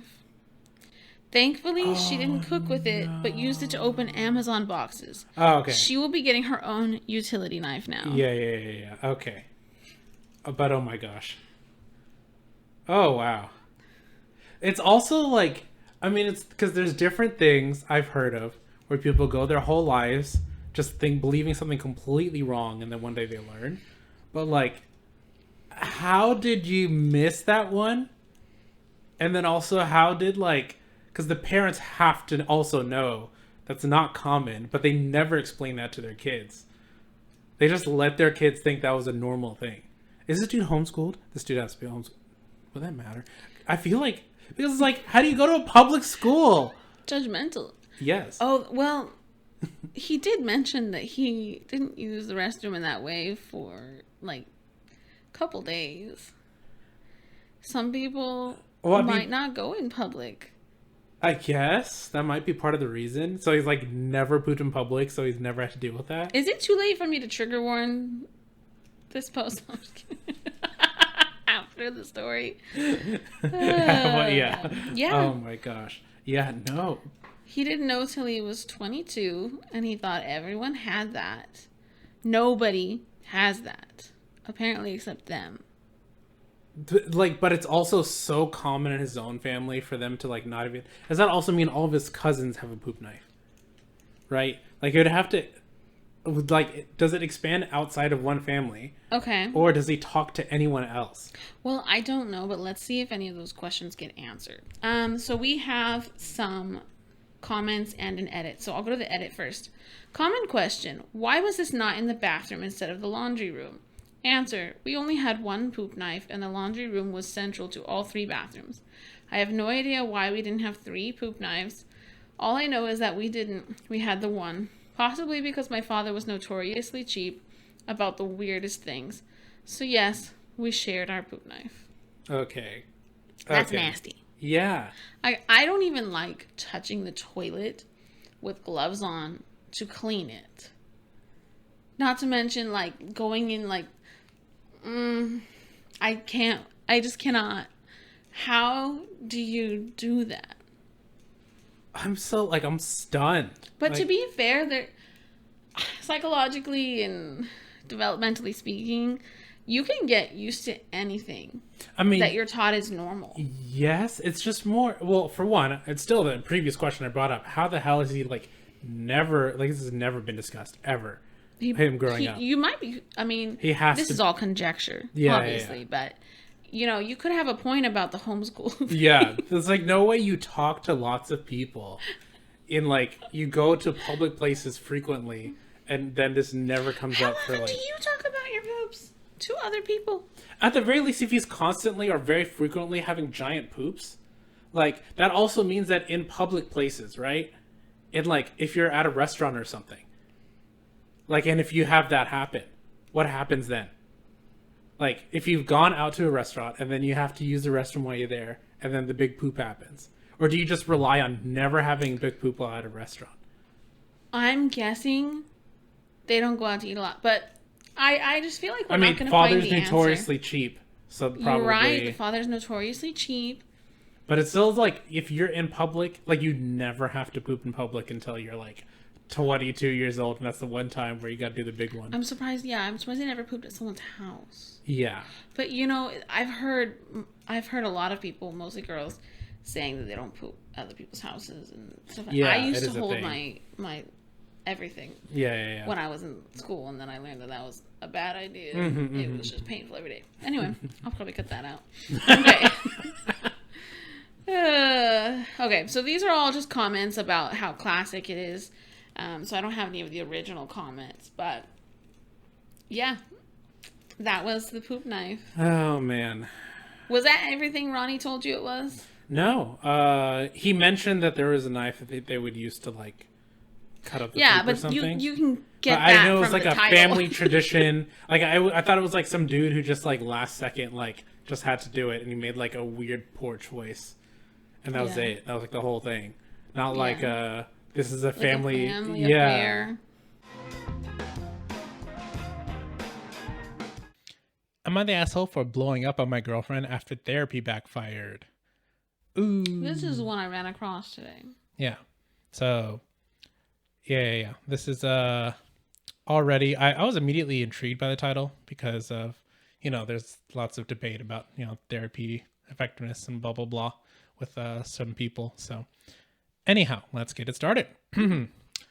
My 28 male girlfriend Emma, 27 female, and I have been together for 6 years. For most of that time, we've been happy, like really happy.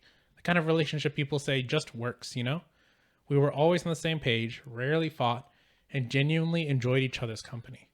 But over the past year, things started to feel different.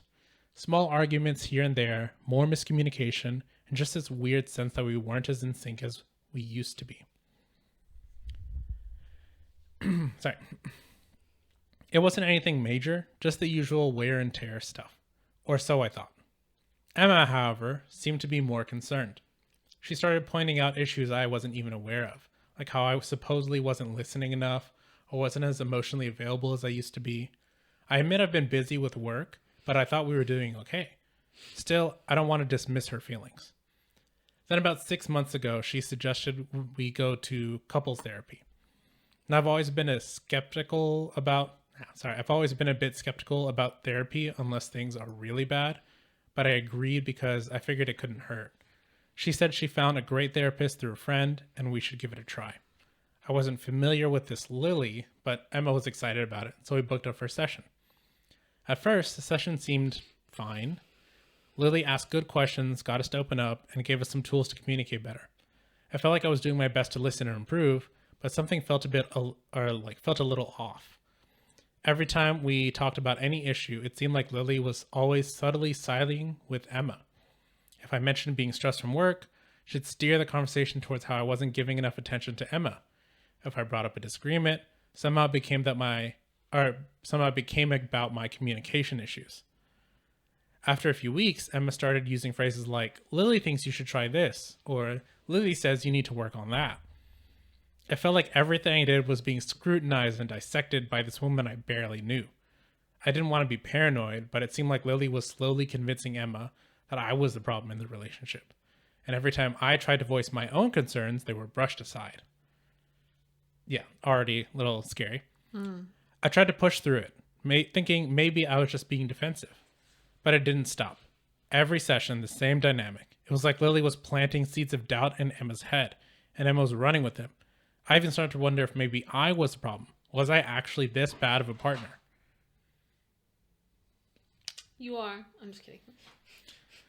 The world says yes. Anyway, things reached a boiling point a couple of weeks ago. During a session, Lily started suggesting that maybe we should consider a break so I could work on myself more. That felt like a slap in the face. I've been trying so hard to be better. Now she was suggesting we split up. I looked at Emma, waiting for her to disagree or defend me, but she just sat there, quietly nodding along. Why are you even in therapy if that's your answer? Yeah. Okay, I'm working on myself. So you two should break up. Like, what the heck? After that session, I couldn't hold it in anymore. I blew up at Emma when we got home. I told her, After that therapy session, I couldn't hold it any longer. I blew up at Emma. Anyway, I blew up at Emma when we got home. I told her I didn't trust Lily's judgment, that it felt like she was just feeding Emma reasons to blame me for everything wrong in the relationship. Emma got defensive, saying I was overreacting, that Lily was just trying to help us work through our issues. Okay, she doesn't care about the story at all. Anyway, I'm listening to the story, sir. and remember, I can hear that so much better because I have this on. Sorry, honey. All right. So, You want to know the real answer of why I was doing that? More of the autistic representation. I had like a little piece of water on my lip right here, and it was bothering me. I didn't want to let it dry or like, so I was trying to get it to go away because it was bothering me. Eddie forgot that you make sounds when you do that. That's funny. Sound like a fish. Okay. All right. So, yeah, we didn't talk for a few days. Started feeling guilty for snapping. Maybe I was wrong. Maybe therapy really was exposing some flaws I need to work on. But then something happened that blew everything wide open. Last week, we went to a mutual friend's party. While there, I overheard Emma and her friend Sarah talking in the corner, giggling about something. I caught just a bit of their conversation. I can't believe you pulled it off for this long. I knew it. Poor guy still thinks she's an actual therapist. I knew it. I immediately confronted them, and that's when Emma's face turned pale. Sarah quickly tried to backtrack, but the truth spilled out. Turns out Lily isn't a licensed therapist at all. She's one of Emma's close friends from college, who thought it'd be fun to help Emma fix me by posing as a therapist. Emma had set this whole thing up because she thought I wouldn't agree to therapy otherwise. They figured that with Lily playing the part, they could guide me into becoming a better boyfriend without me knowing. I felt completely betrayed. For months, I had been spilling my heart out to someone who wasn't even qualified to help, and Emma had been in on it the whole time. All the sessions where I felt attacked and manipulated suddenly made sense, because I was being manipulated. Wow. When I confronted Emma about how messed up this was, she broke down, saying she never meant to hurt me and that she just wanted to help us grow as a couple. But honestly, I don't know how to move past this. I haven't been able to look at her the same since. Now, Emma and her friends are saying I overreacted, that it was just a white lie meant to help our relationship. A white lie. If they're white, then sure. Yeah, yep. It's the worst type. But I feel like I've been gaslit and lied to for months. You have? So am I the asshole for blowing up on my girlfriend when I found out our therapist was a total fraud? I don't think that there's any other way to have a reaction to that, to be honest. Yeah. You know, what do you expect? Yeah.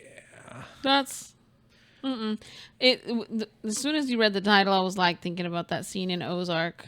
That's what they did in Ozark. If you've ever seen Ozark, it's got Jason Bateman, and I don't remember the wife's real name or character name.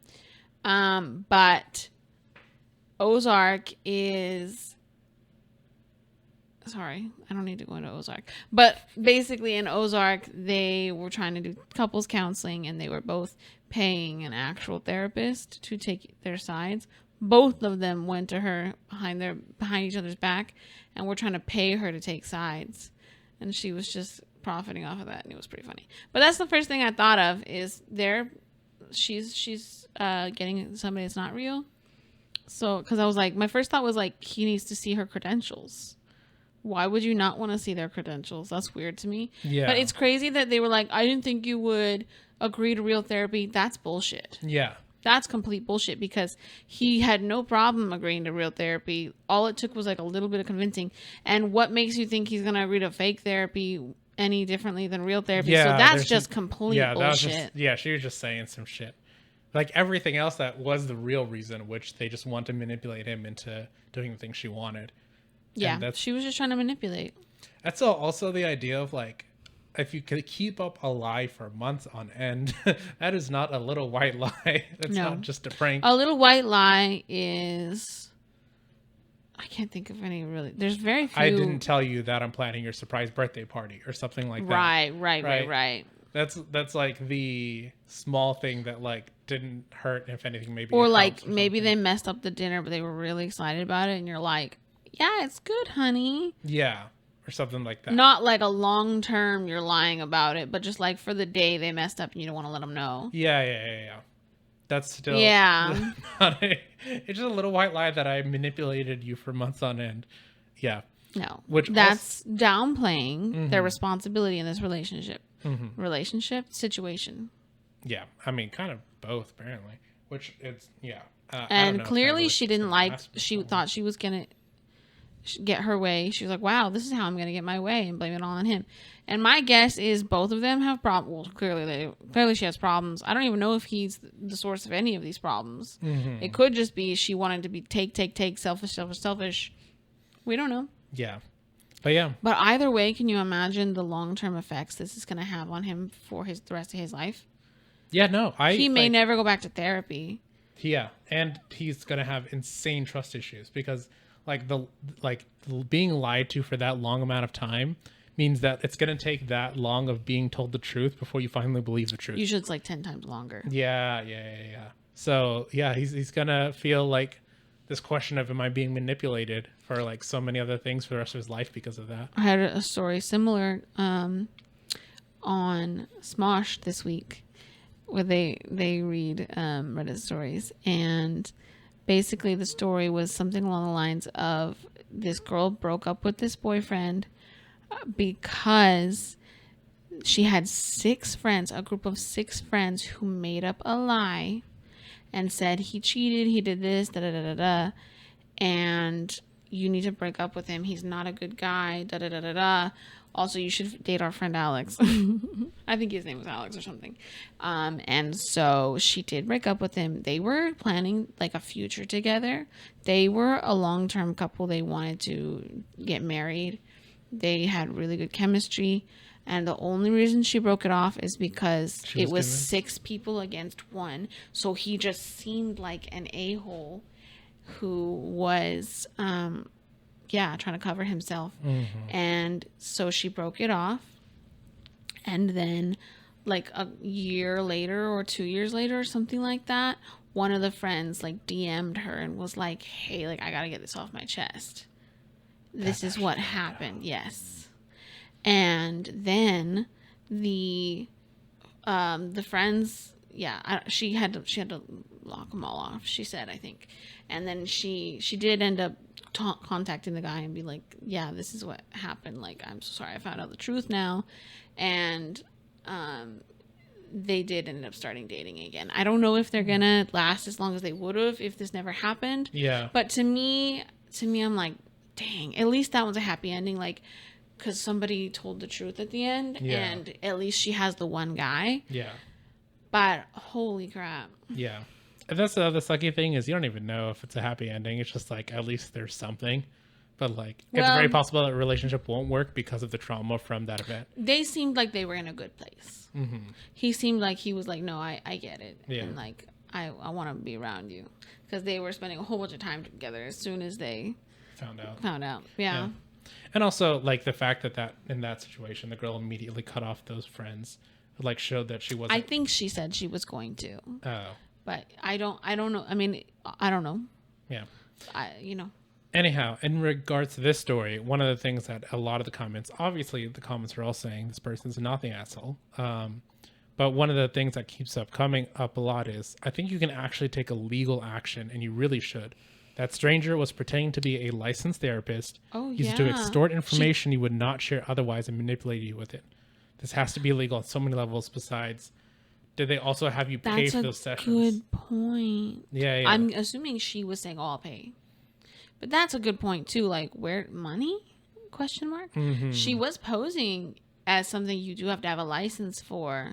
Yeah. I wonder because like for example, for nails, you are not allowed to do them without a license if you are asking for money. But if you're not asking for money, it's like, whatever. That's just somebody doing somebody else's nails. Like, whatever. You can do whatever you want. But if you're asking for money, then it's like, No, you have to have a license. Yeah. And so I don't know if she wasn't getting paid, then that's probably, he could probably sue her. I doubt that she could go to jail, but he could probably sue her for like emotional damage, maybe. Yeah. That might be what it is. I mean, there's yeah. I guess the question of like, because she's running as a licensed therapist, Right. I mean, the thing is, they had to have paid in some way. Not necessarily, but she could have just handled it. Be like, I'm handling it I'll on my pay bank for account. it. Yeah, that's fair. Yeah. Bride made a profit on bachelorette trip, sister-in-law drama. Interesting. So much tea. Mm-hmm. I'm glad I can spill to my Reddit community because I can't gossip about it to my family. So, about 6 months ago, the bride planned her destination bachelorette trip and charged each of the 11 girls, $650 for the Airbnb. That's a lot. And also, Each of the 11 girls, $650 for the Airbnb. yeah, that is a lot. That's crazy.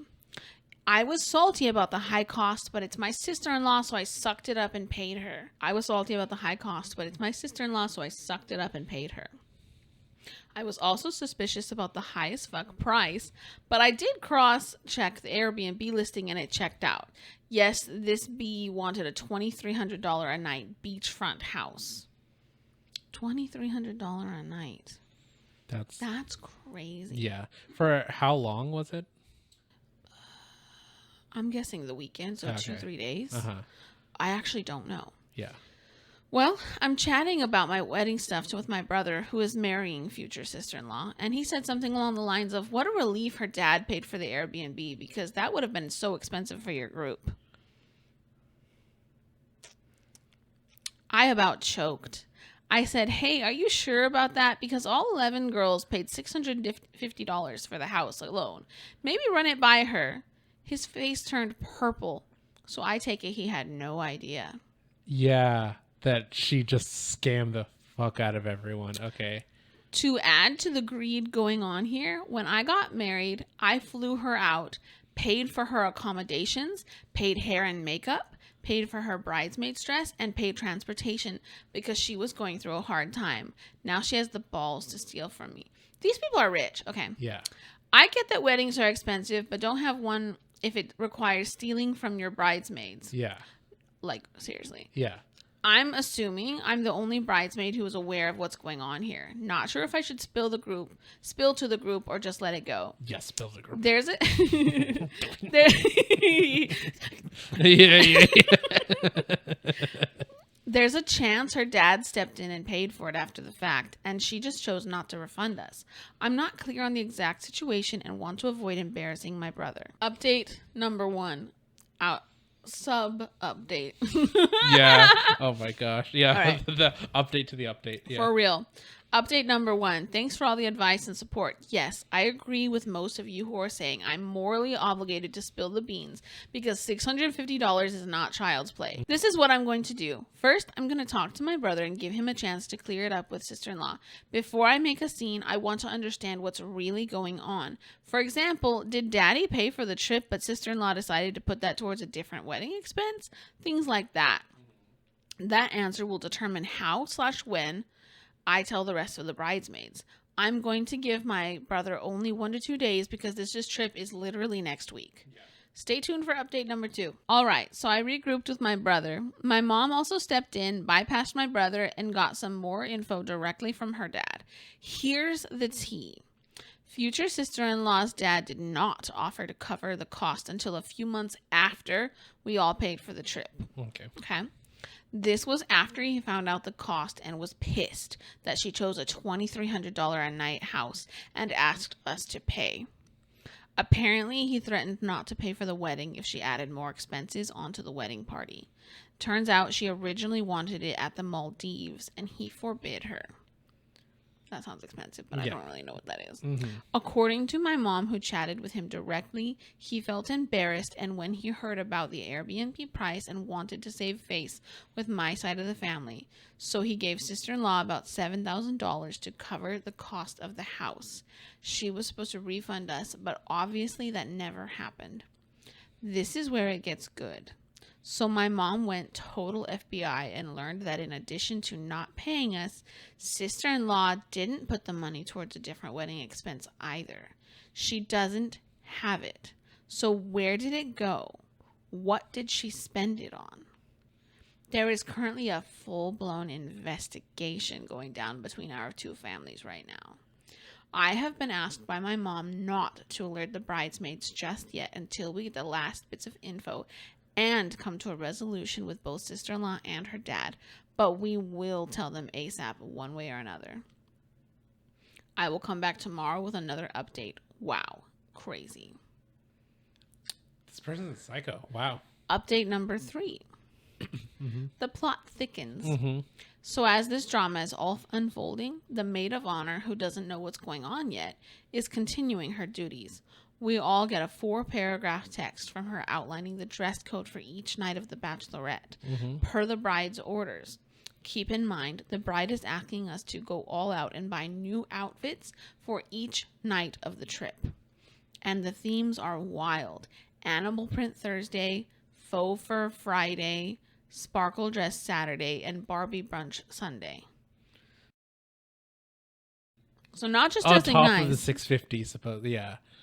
Not just dressing nice. Yeah. But like unique stuff, so that there's no way you could have all of these things. Yeah, you might have 1 or 2 of them, but you're definitely going to have to buy new stuff.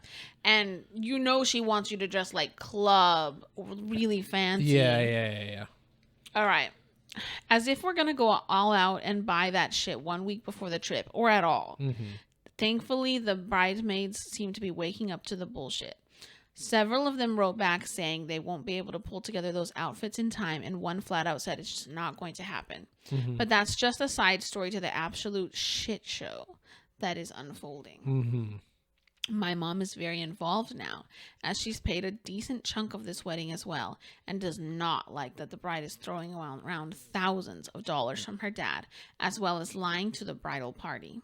She set up a meeting directly with the sister-in-law to cut the BS and explain what's going on. She told sister-in-law she's going to inform the BMs herself unless she gets a valid answer. At this point, I'm just shoveling popcorn, waiting for the events to unfold. I will be back tonight with hopefully the final update. Wait, pause. Is it the final update? I'm not going to tell you. It's not. I can already tell it's not. Okay. I'm not going to tell you. Update number 4. A swan ice sculpture. She used the $7,000 to book a swan-shaped ice sculpture to be displayed at the reception and didn't tell anyone. Turns out her dad banned her from adding any more extras to the wedding design because it was already so expensive and unnecessary. When he Venmo'd her for the Airbnb, she thought she was being sneaky and kept it instead. She didn't even tell my brother this. He only found out that her dad decided to cover the Airbnb because those two went out for cigars one night and it came up. So that mystery is solved thanks to my mini FBI crew. But now the real questions remain. Where the fuck is my $650 and how to break the news to the bridesmaids? Yeah. I mean, well, the answer of the 650 at this point is it paid for the Airbnb. And then the dad's money was paid for this swan thing, right? Supposedly. I don't know. We'll see. This is crazy. Holy crap. All right. Out of the kindness of her soul, my mom is giving sister-in-law 24 hours to confess to the bridesmaids and figure out how to pay us back our money. Because you know what? I did not spend $650 on some damn ice. I have kids to feed. I have bills to pay. It is taking everything in me not to text the bridesmaid group right now, but my mom is trying to give sister-in-law one opportunity to do the right thing. This has been a roller coaster. I don't know if anyone here is still interested, but let me know if I should post the final outcome of the bridesmaids in one last update. Lord have mercy. I don't know if anyone's interested. Shut up and tell us.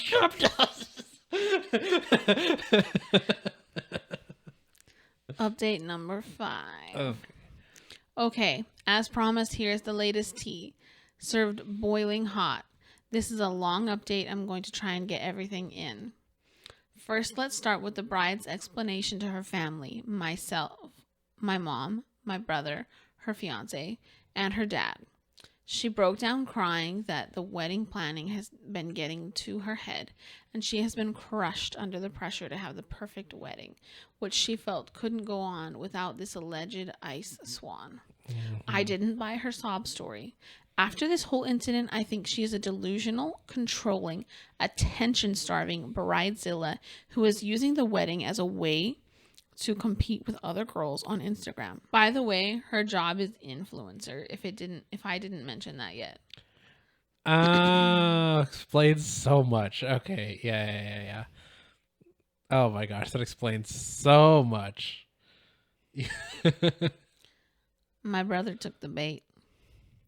To be honest, I don't even blame him.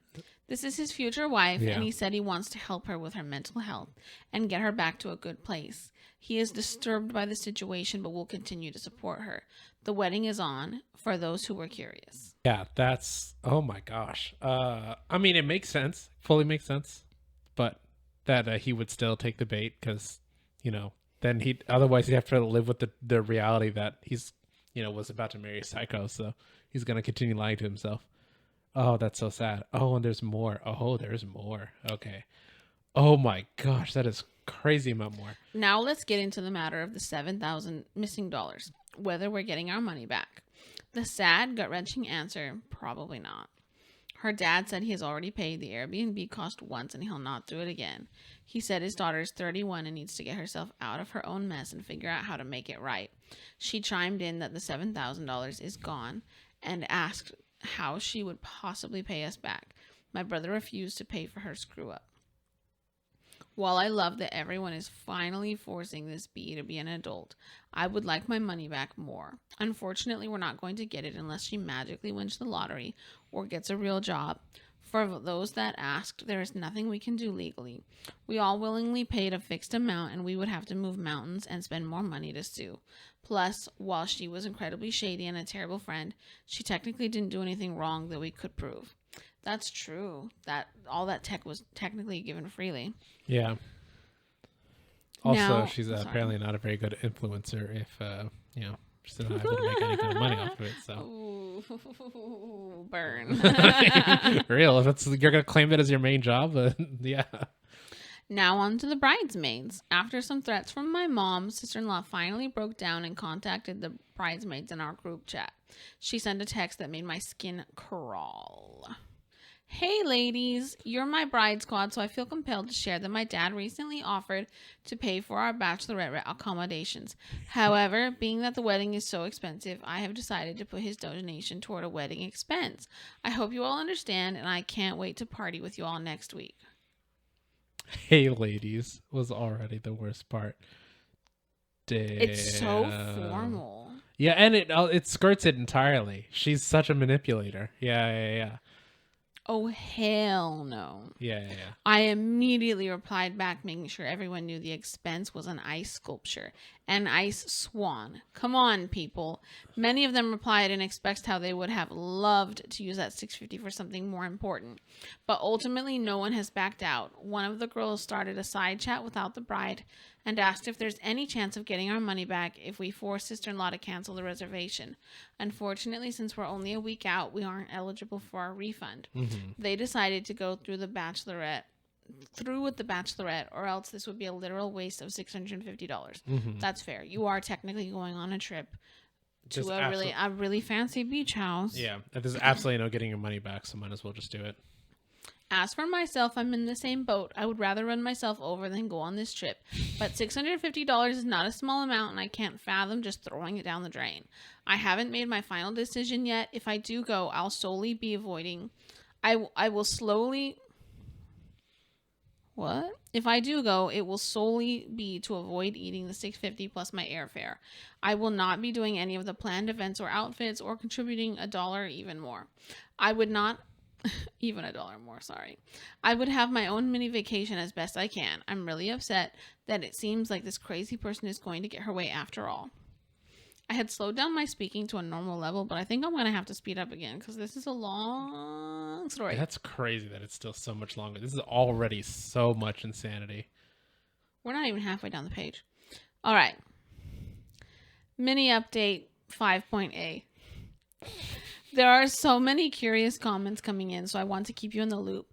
More drama has unfolded among the bridesmaids. The side text without the bride popped off, and we have all agreed to do the following. We will be going on the bridesmaid trip, but it is no longer a bachelorette trip. We will all be taking personal vacations with our husbands/significant others while staying at the property. We were forced into this beachfront mansion plus airfare, so we're going to make the most of it. We all backed out of hosting and paying for the bridal shower. The bride will need to find another way to move forward if she wants to have it. We will attend as guests if she has it, and we will not be gifting anything. Mother of the bride is absolutely furious. More on this later. They basically formed a union. Yeah. But mother of the bride is furious about this. Like, Yeah, apparently. More on this later. That's what she says. Uh-huh. We're letting the bride know she needs to cancel the Ice Swan trademark. Ice Swan tea. Yeah. That's what she wrote. Okay, sorry. And give us our money back. After some more research, we doubt all of the $7,000 went toward the alleged swan because it doesn't seem like they cost that much. Mm-hmm. I won't be back for a while because I want to save my next update for after the trip. Stay tuned. So there were comments and replies for a clarification. Someone said, I need to know if you're also paying for your own dress, shoes, hair, makeup on top of this. Yes, everything. A $350 dress, $150 hair, $150 makeup, $200 shoes. Oh, and the bridal shower cost is being split among the 11 girls, plus the shower gift, plus the wedding gift from me and hubby. I truly hope bridesmaids go out of style in the very near future. I go broke every time, and on top of that, you end up slaving away for some bridezilla. Not all brides are like this. I've been to a few weddings that were really great. This is not one of those times. Holy crap, that is so insane. Like, I don't know how well off you are, but to me, $650 would never, ever be just let it go money. Yes, that's exactly. I got married out of the country, which, to be honest, was a way to cut my guest list down to only 15 people. Valid. mm-hmm. With that said, we paid for flights, accommodations, bridesmaids' dresses, and hair, makeup artist, no bridal shower, no bachelorette. All the guests had to do was show up and have a good time. And yes, my future sister-in-law was part of that group. The petty part of me wants to send her the bill of her costs for my wedding if I could go back in time. Whatever happened to just going out of dinner and making a few drinks with your girlfriends? Shadiness aside, this just seems like a lot of work and I'm experiencing secondhand exhaustion. And then the original poster, she said, weddings and all the events that go with them have gotten completely out of control lately. While this one is pretty extreme, I'm in 3 other weddings this year, which are equally involved and expensive. And why is it only the bridesmaids who are victim to the extreme cost and all the labor hard work that goes into it? Looking at my brother and the groomsmen, the bachelor party was a short drive up to the mountains where they stayed for free at a friend's place, hung out, had some beers, and wished my brother well. Meanwhile, the bridesmaids are spending our life savings, using up PTO, and putting in Olympic sport effort just to get through the bachelorette alone. Not to mention the bridal shower and all the other things still to come. Sorry to create another rant, but I'm so over weddings and bridezillas. Yeah, that sucks. All right, this one says final update 10 days after original post. The absolute tea I have today. It took me so long to write this because I'm at a complete and utter loss for words. Where to begin? Let me start with this. There is no ice swan. There never was an ice swan. It was all an elaborate fabrication designed to distract everyone from where the missing $7,000 actually went. R.I.P. Ice Swan. Turns out there was a reason behind sister-in-law's luxury bachelorette location. Here's what happened. All the bridesmaids show up to the beachfront mansion with our significant others. Sister-in-law had already been made aware that it was no longer a bachelorette, but to our complete shock, she was still stunned that we actually meant it. She arrived last in her pre-booked limo, absolutely fuming that no one had showed up to the limo meeting spot at the airport. She was the only one still sticking to the original itinerary. Then she was flabbergasted that the husband's SOs were with us. It was a comedy show at best. Anyway, we went about our individual mini vacations, and eventually someone realized it had been about 48 hours since anyone had seen sister-in-law. I assumed she was mad and either flew home or went to stay somewhere else.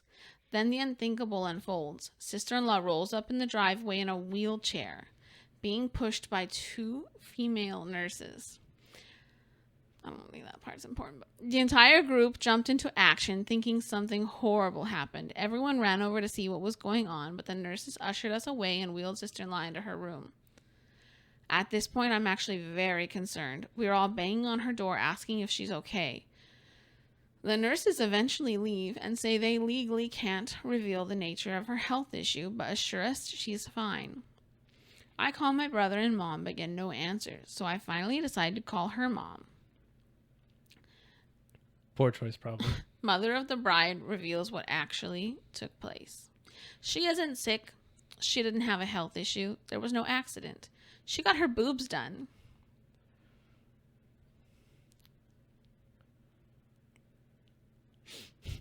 Oh my, what the...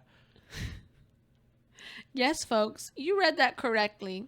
She had planned, as part of the original itinerary, to disappear for an afternoon and return with a new set of melons. I'm sorry, what? The location of the beachfront mansion is conveniently 5 minutes away from a very famous cosmetic surgeon's office. The reason she needed this giant-ass property was not really to host 11 girls. It was to host 11 girls plus the surgery recovery nurses and personal chef she had reserved for the operation. There is so much more that we need to unpack. I honestly don't know where to begin. Where was her mother's knowledge involvement in all this? What was the cost of the procedure? Guessing around $7,000. And why wasn't it meant to be part of the Bachelorette? What is the purpose of the I Swan lie? Will the bridesmaids, myself included, pursue legal action? Where does this leave my brother? Is this lady okay mentally? No. Was this a horribly misplaced cry for attention? Was it an FU to the bridesmaids somehow? So many questions remain. I'm only a few hours back from this trip, so this is all the information I have right now. I was intending for this to be my final update, and I just want to say thank you for all your support, advice, bags of popcorn, and funny input. This has been a wild ride, and I'm glad I could share it with you. So far, we have had this crazy ordeal picked up by a news publication, multiple podcasts, and a magazine. I literally want to write a book about this experience. I've already revealed a great deal of info, and to protect my brother's privacy moving forward, I think I need to step away from the updates. Did she step away from the updates? There's some comments. Okay. But yeah. Oh my gosh. That is fucked. They should not still be together. I don't know. Like, that's like super blind goggles for that if the brother still chooses to be with her. Because it's so obvious she's like a manipulative and terrible person. That is crazy. Oh my gosh. That is super crazy. There's no way. No. That's crazy. I can't. Like, we can't leave it like that. That's a cliffhanger. Yeah, for real. It's still a cliffhanger. So, this is on Best of Reddit updates, but there was a comment that said, I think I need to step away from the updates. I'm sorry, but I'm not going to be able to accommodate this. Yeah. Pretty much. Okay, one of these comments said, so in short, she lied to her husband, her family, his family, and her friends. Stole from the latter to get new boobs. How would she even go about explaining this to her fiance when she got home if she had gotten away with the lying and stealing? Honey, I'm back. We had so much fun that I got a spontaneous boob job. Yeah, this doesn't work. Except fiance knows she stole that money, and if he has a half a brain, he'll figure it out that she could have gotten most of it back and paid her friends. She just did not want to. She pissed away everyone around her's trust and respect for boobs. Respect for boobs. Maybe even her marriage/relationship. There's a couple more like questions that people had. So someone said, oh my God, are you sure your brother wasn't in on the theft?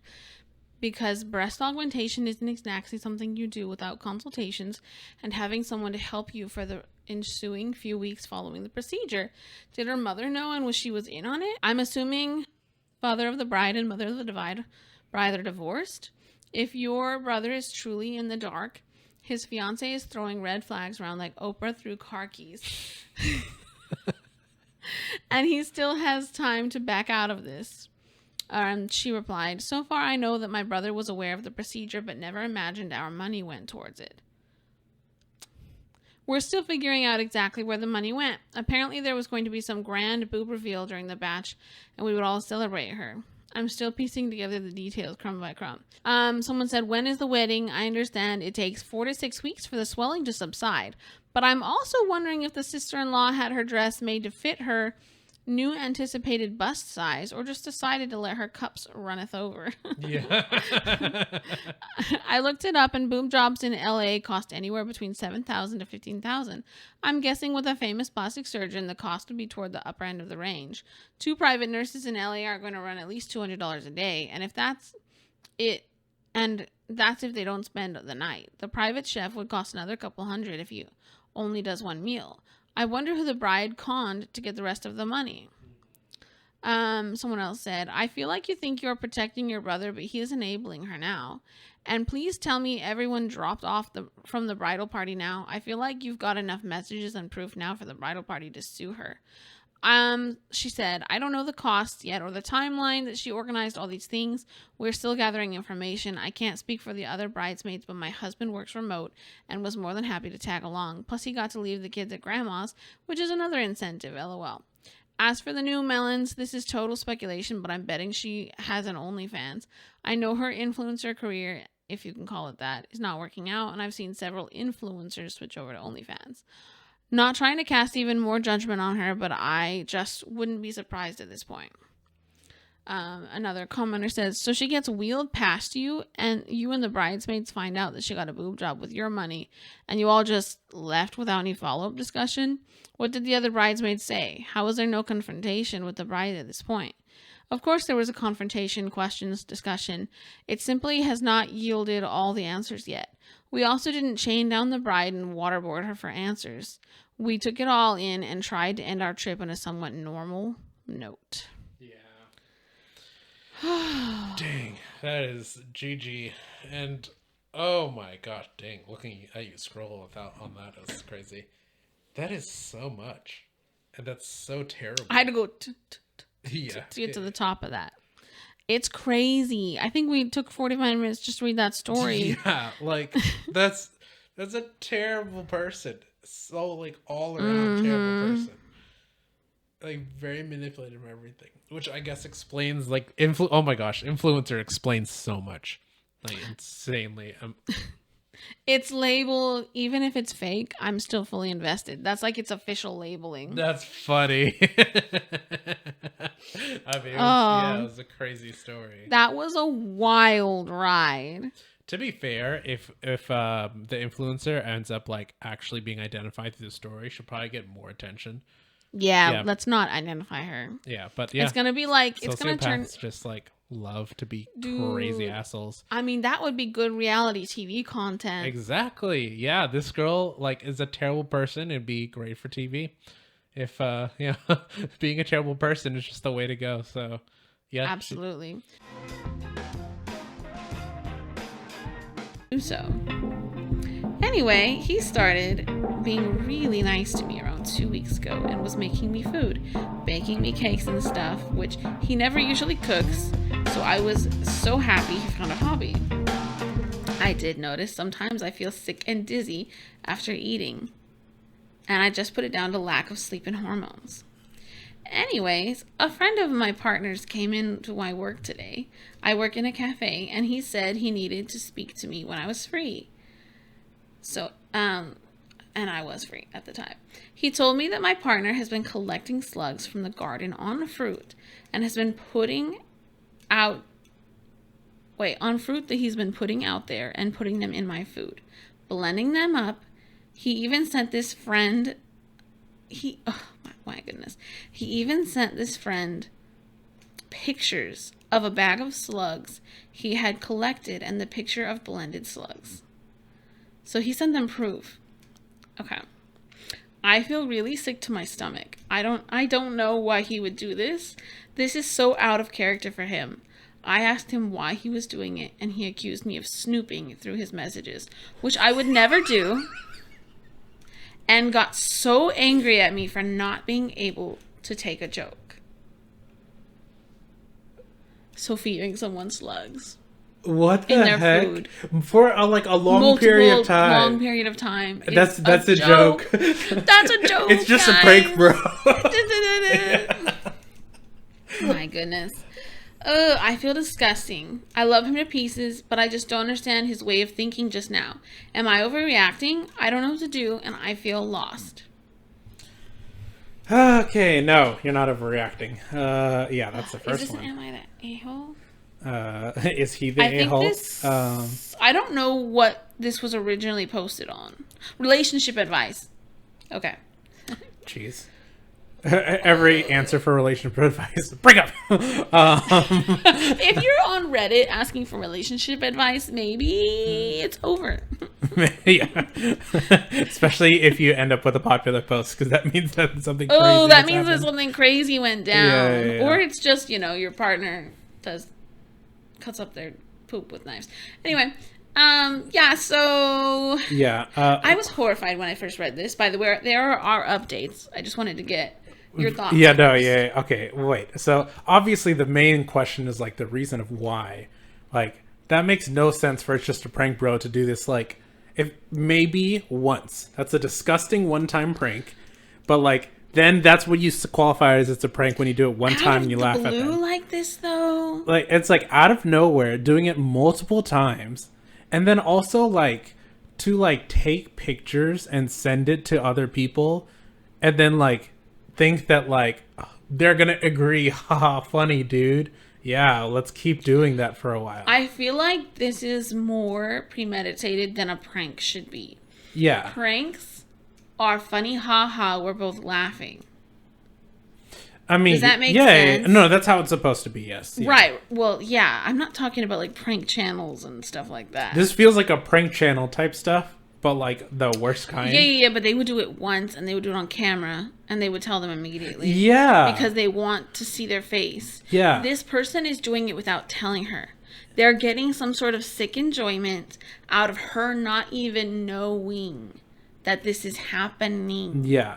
And the fact that it's making her sick. And like there's like the blatant like, hey, like this isn't just like for funnies, like mentally, haha, you ate Right. slugs later. Like it's already also affecting her immediately. You still just don't care. Yeah. This is a terrible person. Holy yeah, crap. like the fact Okay. that she feels sick every time after she's eating. Are you poisoning, by the way? Because, Am I poisoning your every food? time my blood sugar goes high. Yeah, I don't cook. You've seen when I do cook. You're like standing right beside me the whole time. We cooked today at K-pop. Okay, yeah, then you saw me the whole time. Okay. Update. It's an edit. I am receiving messages telling me to kill myself. Please don't do that as I'm highly sensitive just now. What?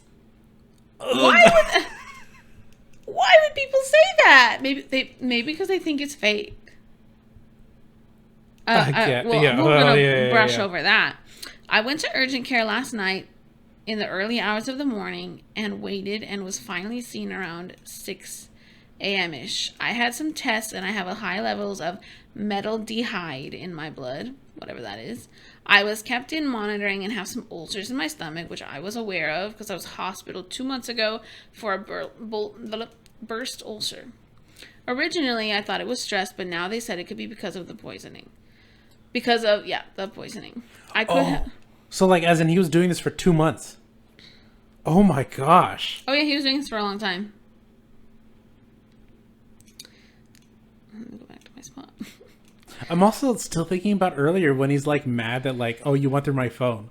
It's like, what the heck? Like, it's like finding out someone cheated on you and to be like, why don't you respect my privacy? Like, this is why I don't respect. No, people do that. Yeah.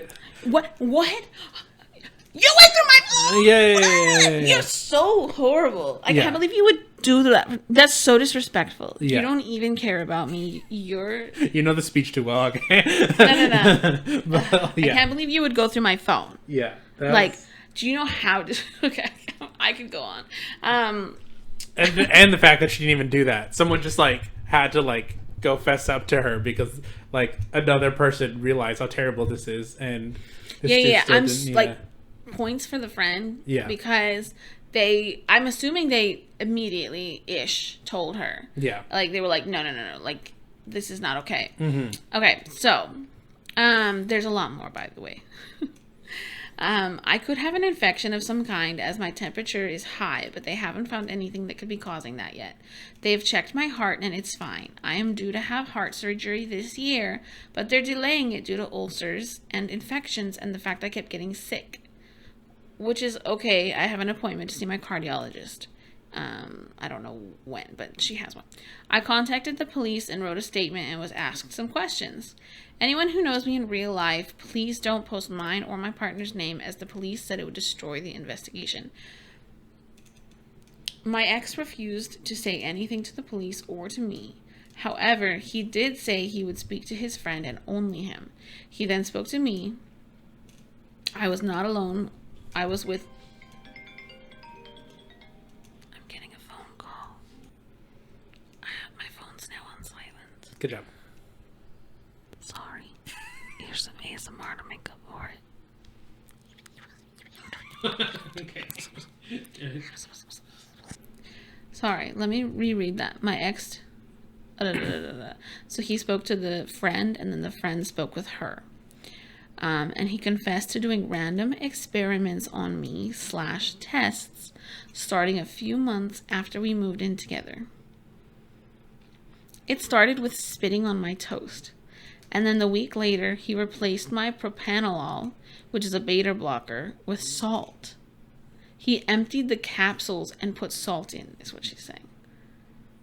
So she wouldn't have her medicine. This is some psycho stuff. Yeah. Like, this is, you want to see someone suffering because you like the edginess. Yeah. And you have no empathy for them. Yeah. He would. She was gonna end up dead, and he wouldn't care. This is not something a normal person would do, obviously. Yeah. Okay. I wanted to add, he was my medication holder, as I have a history of attempts. Oh. So he handled my meds, and gave them to me, and that's when he thought it would be funny. So, okay, that's horrible. He also admitted to these things: swapping my Linda McCartney vegetarian sausages with real meat. I have IBS and struggle to digest meat, so I became a vegetarian. He also replaced my corn nuggets with his real ones. I don't know what those are, but I'm assuming some sort of... Corn versus chicken. No, it's QUORN. QU. Which is probably... It's still, I'm sure, some vegetarian type of chicken. Yeah, I'm sure it's not anything crazy. One of my pet giant African land snails went missing in summer, and I assumed it escaped as I left the lid open on their box, but he said it had died, and he scraped it out and put it in my curry. I vaguely remember the day he did this, as he laughed whenever I went to eat the curry, and I got really paranoid, so I put it in the kitchen and stormed off. Then he brought it upstairs and told me to taste it, and I did. And I realized he added loads of chili, and he said he was laughing because he put chili powder in and too much came out. Now I think he must have put the chili powder to cover the fact that he put my snail in there. So he killed her pet and fed it to her as well, on top of all these other things he's doing to quite literally torture her. That's crazy. Well, I don't... not that it matters, and it's likely he did kill it, but I think it said, like, the pet just died, and then so because it died... He told her the pet died. Yeah. He told her that. Yeah. There's no trusting anything. He also said he rubbed my toothbrush on the toilet, then washed it as he thought that was too far. I feel like this is all a dream. It just seems too dramatic to feel real. Wait. Wipe the toothbrush on the toilet, and then it's like, oh, that's too much. But, like, long-term poisoning? Nah. I'm guessing he wasn't... Well, I don't know. This is total imagination. Maybe he wasn't trying to poison her, just get his, like, little sick satisfaction out of, like... And he didn't think that was She actually doesn't know hurting that I'm doing anything. this. Even though he would definitely would know about the IBS and her needing to not eat meat, and then him still doing that. Yeah, but I'm guessing he didn't realize he was killing her. Yeah. It's okay if it's only just a little suffering. Right. Oh my gosh. Yeah. Okay.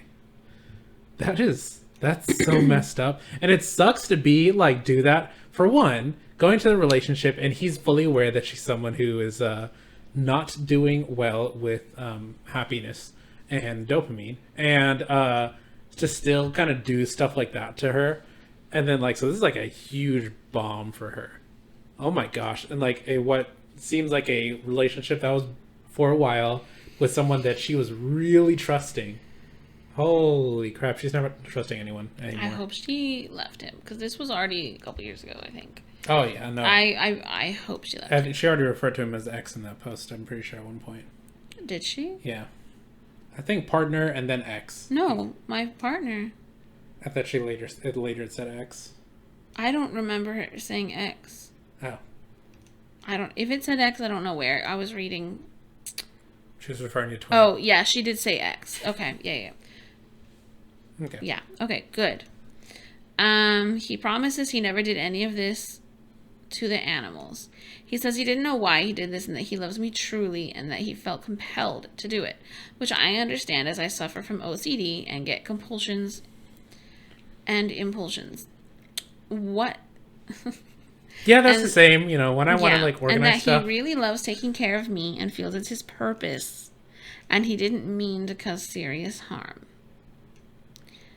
Yeah, okay. I think he could just be stressed, as I have mental health issues that could have caused something in him to break from too much stress. I'm really sad and sorry for those who I caused concern. So she probably is still with him. What the heck? How do you like vouch for someone after they do that to you for a while? People are basically saying, like, don't blame yourself, because clearly that's not on you. Yeah. Oh my gosh. This is crazy. Yeah, that's... Yeah. Wait, where did that happen? Someone in the comments said, can we talk about the fact that how incredibly effed up it is that her doctor said all this happening was a good thing because she's overweight? I don't remember reading that. No. Was it I must edited? have missed. There must be parts that I missed, she might like have in edited it comments out. and things. Yeah. Oh, that's true. If she was responding to people.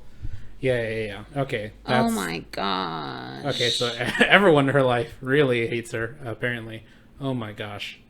Yeah, Wow. no, that's an immediate ender. Oh, here's a comment the OP left. They collected a bunch of different comments and put them in the original. I'm just trying to read only the ones I feel like are relevant. Okay. So somewhere during all this, the OP posts this comment. Hi, he was diagnosed with ASPD yesterday.